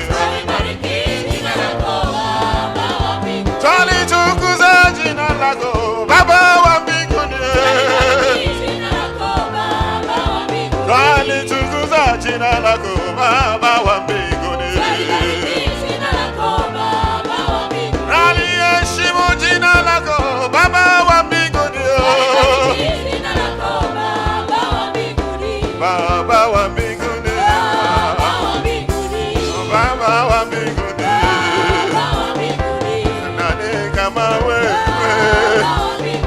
Baba wa mbinguni. Baba wa mbinguni. Simba wa Yuda. Nani kama wewe? Baba wa mbinguni. Alibariki jina lako Baba wa mbinguni. Alitukuza jina lako Baba wa mbinguni.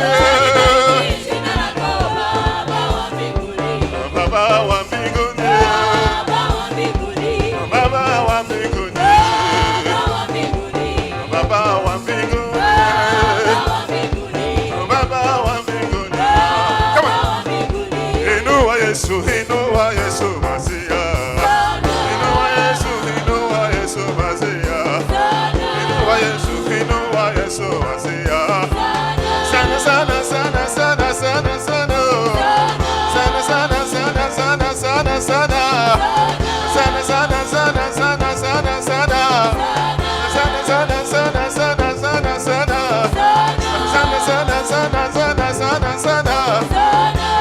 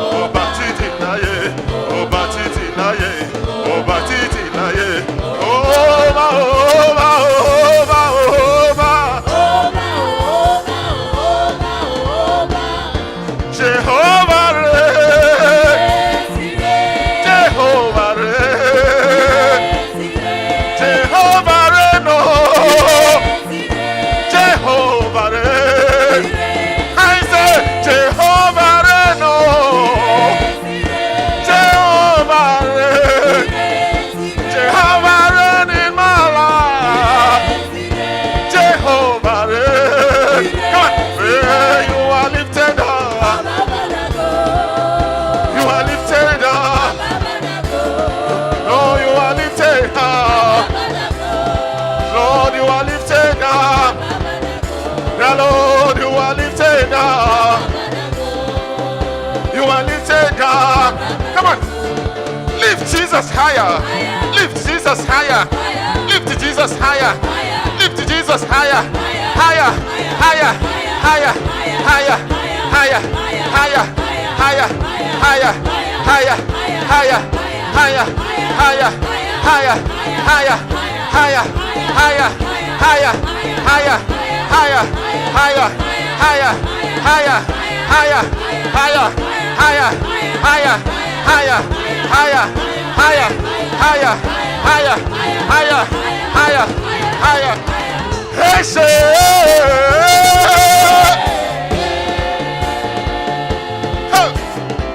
inua Inua Yesu Masia. Inua Yesu, inua Simba wa Yuda. Sana sana sana sana sana sana oh. Sana sana sana sana sana sana. Sana sana sana sana sana sana. Sana sana sana sana sana sana. Come on, somebody say Baba. Somebody say Baba. Baba Baba Baba. Somebody say Yahweh.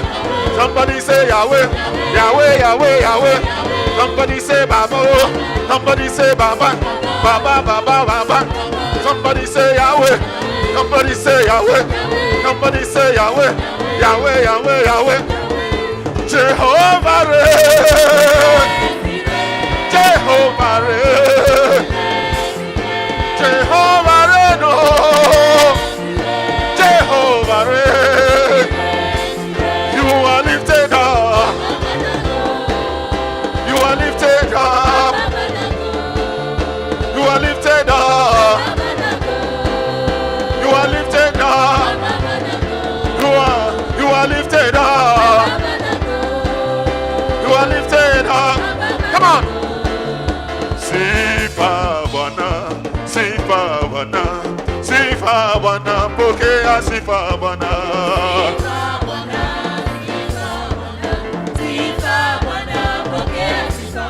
Sifa Bwana, Sifa Bwana, Sifa Bwana, pokea Sifa Bwana yo yo. Bwana pokea Sifa, pokea Sifa, pokea Sifa. Bwana pokea Sifa, pokea Sifa. Bwana pokea Sifa, pokea Sifa, pokea Sifa. Baba pokea Sifa, pokea Sifa, pokea Sifa. Baba pokea Sifa, pokea Sifa, pokea Sifa. Baba pokea Sifa, pokea Sifa, pokea Sifa. Baba pokea Sifa, pokea Sifa, pokea Sifa. Makofi ya juu, makofi ya juu.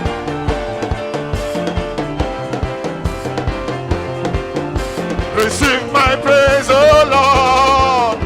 Receive my praise, oh Lord. Blessings and honor I give unto you. Receive my praise, oh Lord. Receive my praise, Lord. Receive my praise, oh Lord. Receive my praise, Lord. Receive my praise, oh Lord. Blessings and honor I give unto you.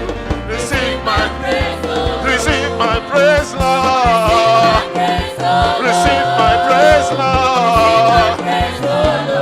Receive, Lord. Blessings and honor I give unto you. Receive my praise, Lord. Pokea sifa Bwana, oh. Sifa za moyo wangu Bwana. Baraka heshima na kupa wewe. Pokea sifa Bwana. Pokea Bwana, oh. Mfalme wa wafalme. Mungu wa miungu. Simama kupa wewe. Pokea sifa. Mama pokea sifa. Pokea sifa. Baraka, oh. Baraka heshima na kupa wewe. Inua Yesu, inua Yesu Masia. Inua Yesu, inua Simba wa Yuda. Inua Yesu, inua Mwokozi wetu. Sana sana sana sana sana sana. Sana sana sana sana sana sana. Sana sana sana sana sana sana. Utua kachine kemodi. Agidi maho. Utua kachine kemodi.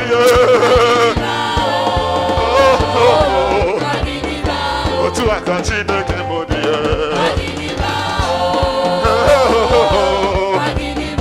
Otua kachine kemodi. Hallelujah, hallelujah.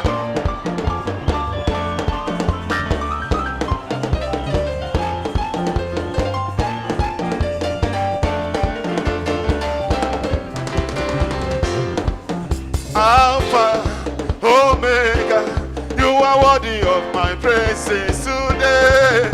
Alpha, Omega, you are worthy of my praises today. Alpha, Omega, you are worthy of my praises today. Alpha, Omega, you are worthy of my praises. Alpha, Omega, you are worthy of my praises today. Alpha, Omega, you are worthy of my praises. Alpha,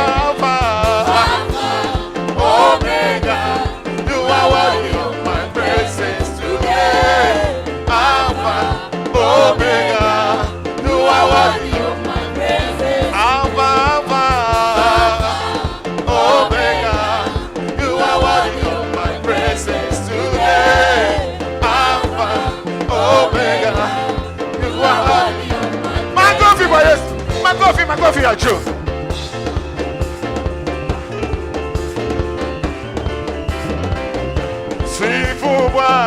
Sifu Bwana daima, moyo wangu sifu Bwana daima, oh. Sifu Bwana daima, moyo wangu Sifu Bwana daima.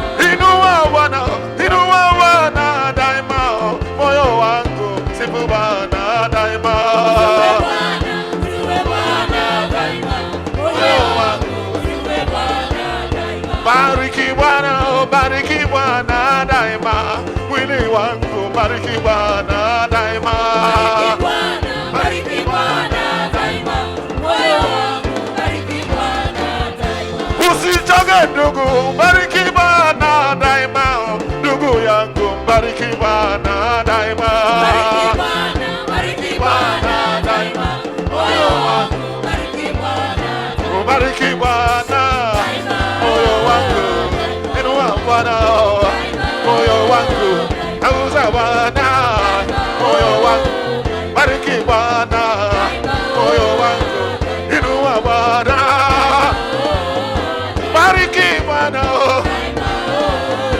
tukuza Bwana, bariki Bwana, tukuza Bwana.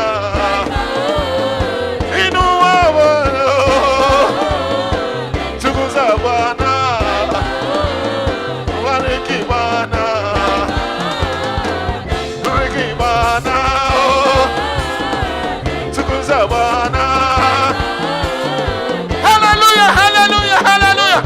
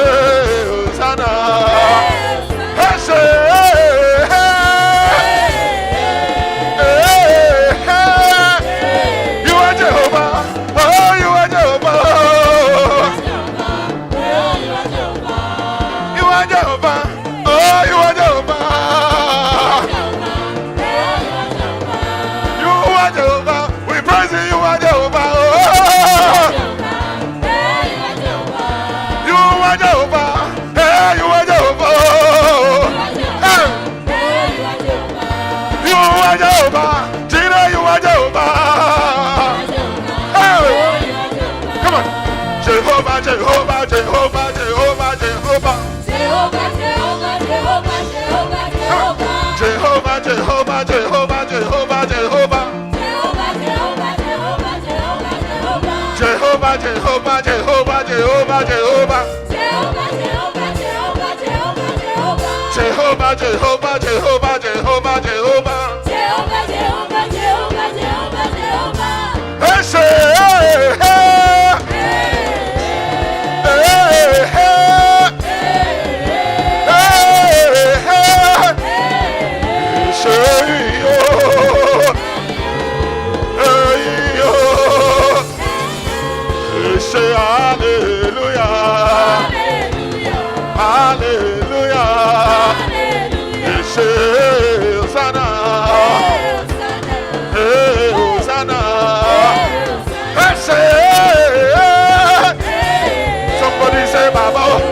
Somebody say Baba.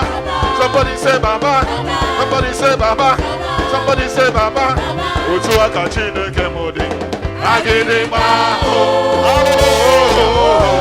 Agidimba oh. Praise God. Clap your hand for Jesus.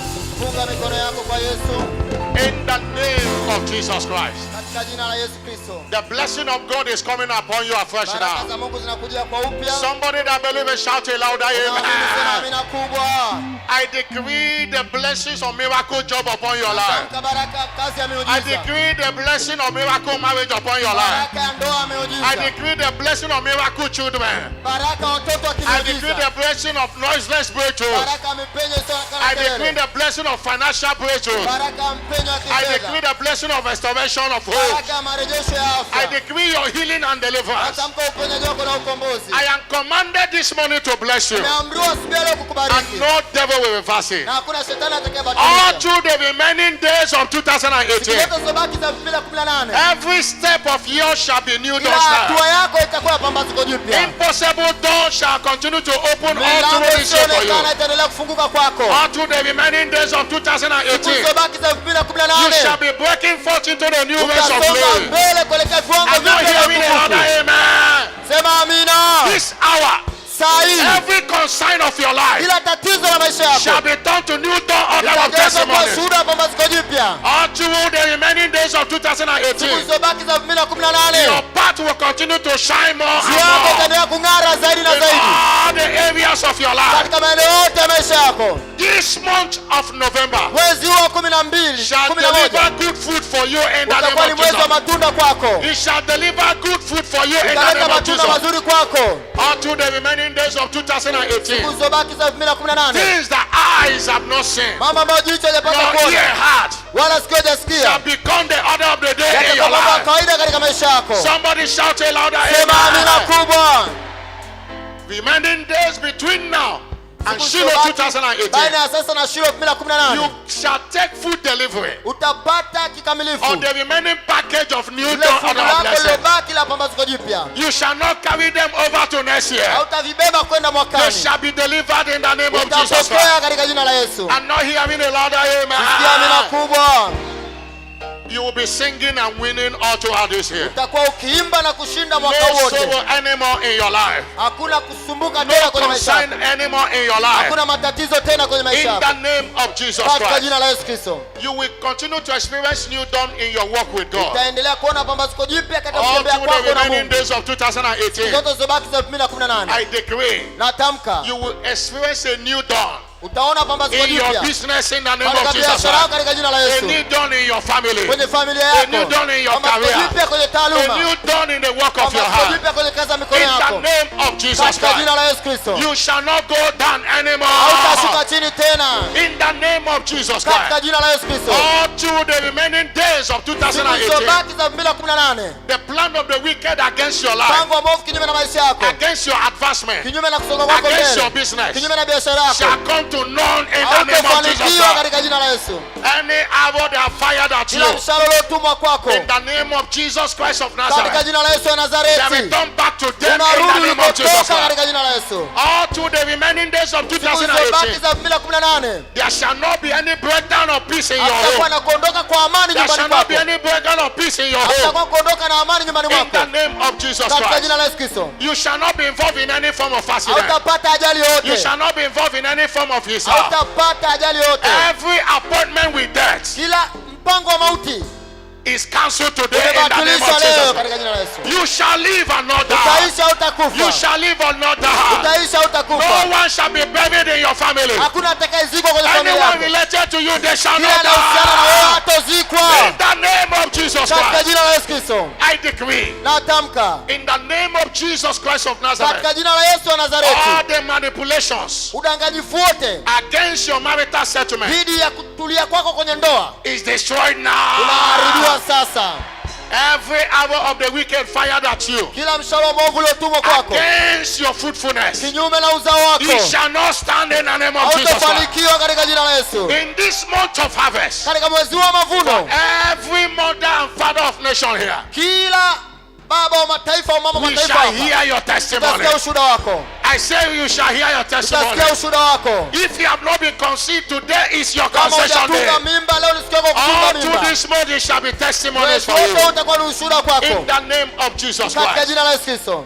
This season is your season of victory. Majira haya ni majira yako ya As ushindi. you lift up your voice in praise every day, Unapoinua sauti yako kutoa sifa kila every siku, battle of your life kila vita ya maisha yako shall be transferred to God in the name of Jesus Christ. itahamishwa kwa Mungu katika jina la And Yesu. God will fight for you Na in the Mungu name of Jesus Christ. atakupigania katika jina la Yesu. And He will declare you Na victorious. atakutangaza wewe kwa In the mshindi name of Jesus katika Christ. jina la Yesu Kristo. Between now and Shiloh, even beyond, Baina ya sasa na Shilo, hata zaidi ya Shilo, it shall be sickness-free season for you. itakuwa ni kipindi kisichokuwa na magonjwa kwako. No hospital bed will see your back. Hakuna kitanda cha hospitali No kitaona mgongo hospital wako. bed will see your back. Hakuna kitanda cha hospitali In kitakachoona the name mgongo of wako. Jesus Christ. Katika jina la Yesu Kristo. Anyone that is sick, that sickness is Wote cursed walio now. mgonjwa, ugonjwa umelaaniwa sasa. Go, you are Tena healed. umeponywa In the name of Jesus katika Christ. jina la Yesu Kristo. Every arrow of sickness fired at you Kila mshale wa mauti uliotumwa kwako na by the magonjwa, power of the word of God, kwa nguvu ya neno la Mungu, they are destroyed. haribiwa. I'm not hearing a louder Sikia amina amen. kubwa. Every dying or dead part of your body Kiungo chochote cha mwili wako shall kinachokufa bounce back to life kitapokea now. uzima sasa In the name of Jesus Christ. katika jina la Yesu Kristo. I decree you will not waste your resources anymore Natamka utatumia pesa zako tena to manage your health. kwa ajili ya You afya. will not waste your resources anymore Hautatumia pesa zako tena to manage your kwa health. ajili ya afya yako. In the name of Jesus Katika jina la Christ. Yesu Kristo. You are blessed. Umebarikiwa. Everywhere you go this week, you are Kila blessed. utakapoenda wiki hii You are umebarikiwa. going out and coming in, they are Kutoka blessed. kwako na kuingia kumebarikiwa. In the name of Jesus Katika Christ. jina la Yesu This Kristo. week you shall see visibly the blessing of Wiki hii God upon utaona your baraka life. za Mungu kwako. The remaining days of this week Siku zilizobaki za wiki hii and of this year as a whole na mwaka huu kwa ujumla shall be days of Christmas for you. itakuwa siku za Christmas Shall be kwako. days of celebration Itakuwa for siku za you. kusherehekea kwako. Before you finish sharing one testimony, Kabla hujamaliza kutaja ushuhuda mmoja, another one will be waiting for you. mwingine utakuwa Before unakusubiri. you finish sharing it, Kabla hujamaliza another one kutaja, will be waiting. mwingine utakuja. It is a season of Ni testimony majira galore ya for you. shuhuda kwako In the name of Jesus katika Christ. jina la Yesu Kristo. The remaining days of this year, Siku zilizobaki za mwaka huu no one will tell you sorry. hakuna atakayekuambia pole. People will not gather in your heart to say Watu sorry to you. watakusanyika nyumbani mwako kuambia pole. Very soon they will gather in your heart for Kitambo celebration. watakusanyika nyumbani mwako They will kusherehekea. gather in your house for celebration. Watakusanyika kusherehekea In the nawe name of Jesus katika jina Christ. la Yesu Kristo. God will cause you to celebrate. Mungu atasababisha usherekee. Say you shall serve and you shall bless. Asema utatumika na atabariki. Because you have served, Kwa sababu umetumika, you will not lack the blessing of God. hautakosa baraka. You shall spend your days in prosperity Utatumia siku zako kwenye and your mafanikio years in pleasure. na miaka yako katika In hoteli the name of Jesus katika Christ. jina la Yesu Kristo. The blessing of prosperity upon this commission, Baraka ya mafanikio katika huduma hii upon Bishop David Oyedepo, juu ya Askofu David Oyedepo shall come upon you now in the name of itakuja Jesus kwako Christ. sasa katika jina la Yesu. You will not lack anymore. Hautapungukiwa You will tena, not lack anymore. hautapungukiwa tena In the name of Jesus katika Christ. jina la Yesu Kristo. You are covered with the blood of Jesus Christ. Umefunikwa kwa damu ya Yesu Kristo. Every blessing pronounced upon you are covered with the Kila blood of baraka Jesus. iliyotamkwa kwako imefunikwa kwa By damu the ya Yesu. blessing of God today, Kwa baraka za Mungu leo, go and get your miracle nenda job. upate kazi yako ya By the muujiza. blessing of God Kwa today, baraka za Mungu leo, go and be married. nenda ukaoe na In kuolewa the name of Jesus. katika jina la Yesu That Kristo. yoke of marital delay Nira ya kuchelewa kwenye ndoa is cancelled now in the name of imefutwa Jesus sasa Christ. katika jina la Yesu. Every disappointment maritally, Kila kukatishwa tamaa kindoa today they are cancelled in leo the name of Jesus kumebatilishwa Christ. katika jina la Yesu. By the blessing of God today, Kwa baraka za Mungu I leo release you, go and na conceive kuachilia, nenda ukatunge in mimba the name of Jesus katika Christ. jina la Yesu Kristo. For everyone pregnant already, Kwa kila mwenye ujauzito you will not tayari, lose that pregnancy in the name hautapoteza of Jesus. ujauzito katika jina la Yesu. That pregnancy is sustained in the name of Ujauzito Jesus. unahifadhiwa katika jina la Yesu. Everyone due for delivery, Ambaye yuko tayari kwa you ajili ya shall deliver kujifungua, like the Hebrew woman utajifungua kama mwanamke wa in the Kiebrania name of Jesus katika jina la Christ. Yesu Kristo. For all the children, every one of them, Kwa wale watoto wote wherever they are, we declare them popote blessed. walipo, tunawatamkia Those in wamebarikiwa, school, they are blessed. wamebarikiwa Those mashuleni within us, they are blessed. kote, wamebarikiwa. No evil shall befall Hakuna them. mabaya yatakayowapata In the name of Jesus katika jina la Christ. Yesu Kristo. Somebody shout a louder Sema amina kubwa. amen. Welcome to your season of dominion. Karibu katika majira yako ya umiliki. Welcome to your season of Karibu dominion. katika majira yako ya umiliki. Before the beginning of Shiloh, Kabla ya mwanzo wa Shilo, you will dominate your world. utamiliki ulimwengu You wako. will dominate your world. Utamiliki ulimwengu wako. You will dominate your world. Utamiliki ulimwengu wako. Everywhere you find Kila yourself, utakapokuwepo, you will dominate it. utamiliki. In the name of Jesus katika jina Christ. la Yesu Kristo. The Bible says God will bless you with favor. Biblia inasema Mungu atakubariki kwa And kibali. I decree the favor of God upon your life. Natamka kibali cha Mungu juu ya maisha yako. Anywhere you have rejected, they have rejected you Kila before. walipokukataa huko nyuma, Anywhere they have rejected your employment, Kila your walipokukataa application letter. waliokataa barua yako ya Anywhere kazi, they have rejected that contract you have been in, popote walipokataa mkataba uliouomba, they will begin to accept it this week in the wataanza name of Jesus. kukubali. The favor of God will speak for Kibali you cha in Mungu the name of kitanena kwa Jesus niaba Christ. yako. I decree, Natamka by the blessing of God upon your life, kwa baraka za Mungu juu ya maisha yako, you are delivered from debt in the name of Jesus umekombolewa Christ. kutoka kwenye madeni You are katika jina la delivered Yesu. from debt in the name Umekombolewa of kutoka Jesus kwenye Christ. madeni katika jina la Yesu. And everyone owing you, Na kila unayemdai they come under pressure to pay you in the name atasukuma of Jesus. kukulipa katika jina la They Yesu. come under pressure to pay you. Atasukuma kukulipa. Anyone withholding what belongs to you, Yote anayezuia cha kwako by the fire of the Holy Ghost, kwa moto wa Roho Mtakatifu, they are released to you ninaachiliwa now. kwako. Anyone sitting on any aspect of your Yote life, aliyekaa kwenye eneo lote la faili sitting yako, on your destiny, aliyekaa kwenye hatima they yako, are unseated now in the name wanaondolewa of Jesus sasa. Christ. Anyone being tormented by the devil, Yote anayeteswa na I shetani, decree your deliverance natamka ukombozi now. wako sasa. I cause that marine spirit now in Alaani the name roho of habari Jesus. sasa kwa jina la Yesu. Loose him and let him go. Mwachie na aende. Loose her and let her go. Mwachie na aende. In the name of Katika Jesus jina la Christ. Yesu Kristo. I decree Natamka you will continue to scale new height every day. utaendelea of this year. kupanda viwango vipya kila siku. Proverbs chapter 4 verse 18. Mithali Say 4:18. the path of a just man Njia ya mwenye haki is like a shining ni light kama nuru ing'ayo, that shine more and more inaong'aa zaidi na unto zaidi a perfect day. hata mchana You mkamilifu. will never experience a better last year in your life. Hautaona mwaka jana ulio bora. The commission you belong have not experienced a better Huduma yesterday. ulioko haijawahi kuiona jana You iliyo will bora. never experience a better Hautaona yesterday in your jana iliyo life. bora. In the name of Jesus Katika Christ. jina la Yesu No Kristo. matter the level of blessing you are enjoying Haijalishi now, unafurahia kiwango gani cha baraka sasa, you will not go down in the name of hautashuka Jesus. chini katika jina la You are Yesu. moving to another level of Unaenda blessing in kwenye the viwango name of vingine vya Jesus. baraka katika You are jina la moving Yesu. to another level of Unakuwa glory kwenye in the viwango name of vingine vya Jesus. utukufu katika jina la In Yesu. the name of Jesus Katika Christ. jina la Yesu Kristo.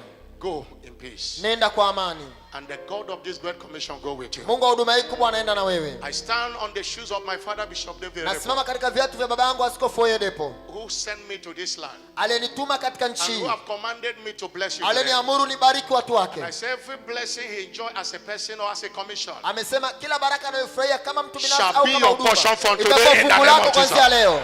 Shall be your portion from Itakuwa today in fungu the lako name of kuanzia Jesus leo. Christ. There is no concern in his home. Hakuna tatizo kwenye nyumba I yake, have no concern in my home. na kwangu mimi hakuna tatizo. There shall not be any concern in your Hakutakuwa na home. tatizo kwako. He is enjoying his marriage. Anafurahia ndoa yake, I'm enjoying my marriage. nafurahia ndoa yangu. You will enjoy your Na own marriage in utafurahia the ndoa name of Jesus. yako. Your marriage will not fail in the name Ndoa of yako Jesus. haitoshindwa katika jina la Yesu. I've never begged or borrowed anyone. Sijawahi kuomba au kumkopa This yote. commission I've never begged or borrowed Huduma hii anyone. hajakopa yote au God kumomba servant yote. I've never begged or borrowed Mtumishi wa Mungu anyone. hajawahi kukopa au kumomba I yote. decree begging is over in your life Nataka today. kuomba kumekoma kwako. Borrowing is over in your life today. Kukopa kumekoma kwako. In the name of Jesus Katika Christ. jina la Yesu Kristo. Everyone here, God that gave me wonders Yeyote hapa Mungu aliyenipa ajabu, will give you your own children in the name atakupa of Jesus watoto wako Christ. mwenyewe.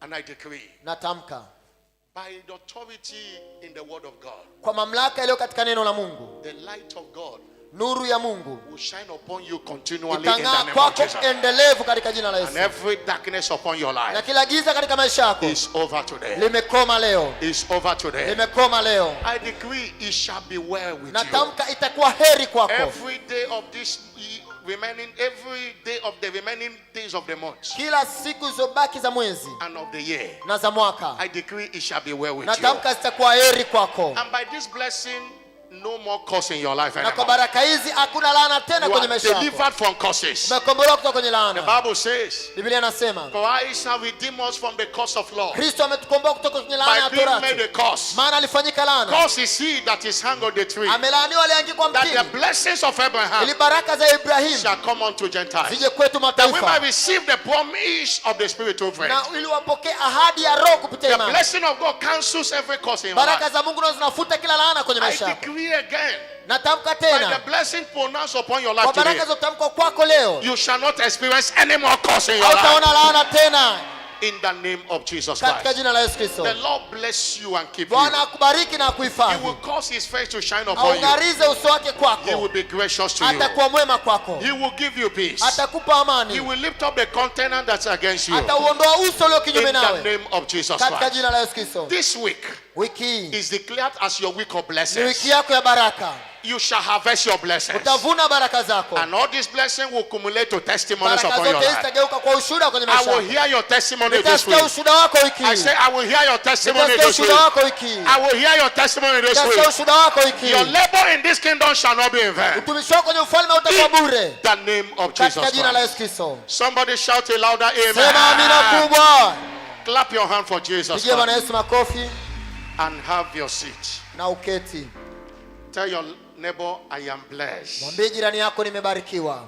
Announce your neighbor, I am blessed. Tangazie jirani yako nimebarikiwa. I don't know about you, I am Mimi blessed. sijui kuhusiana na wewe ila mimi I don't know nimebarikiwa. about you, I am Mwambie sijui kuhusiana blessed. na wewe nimebarikiwa. Praise God. Bwana asifiwe. It's my joy this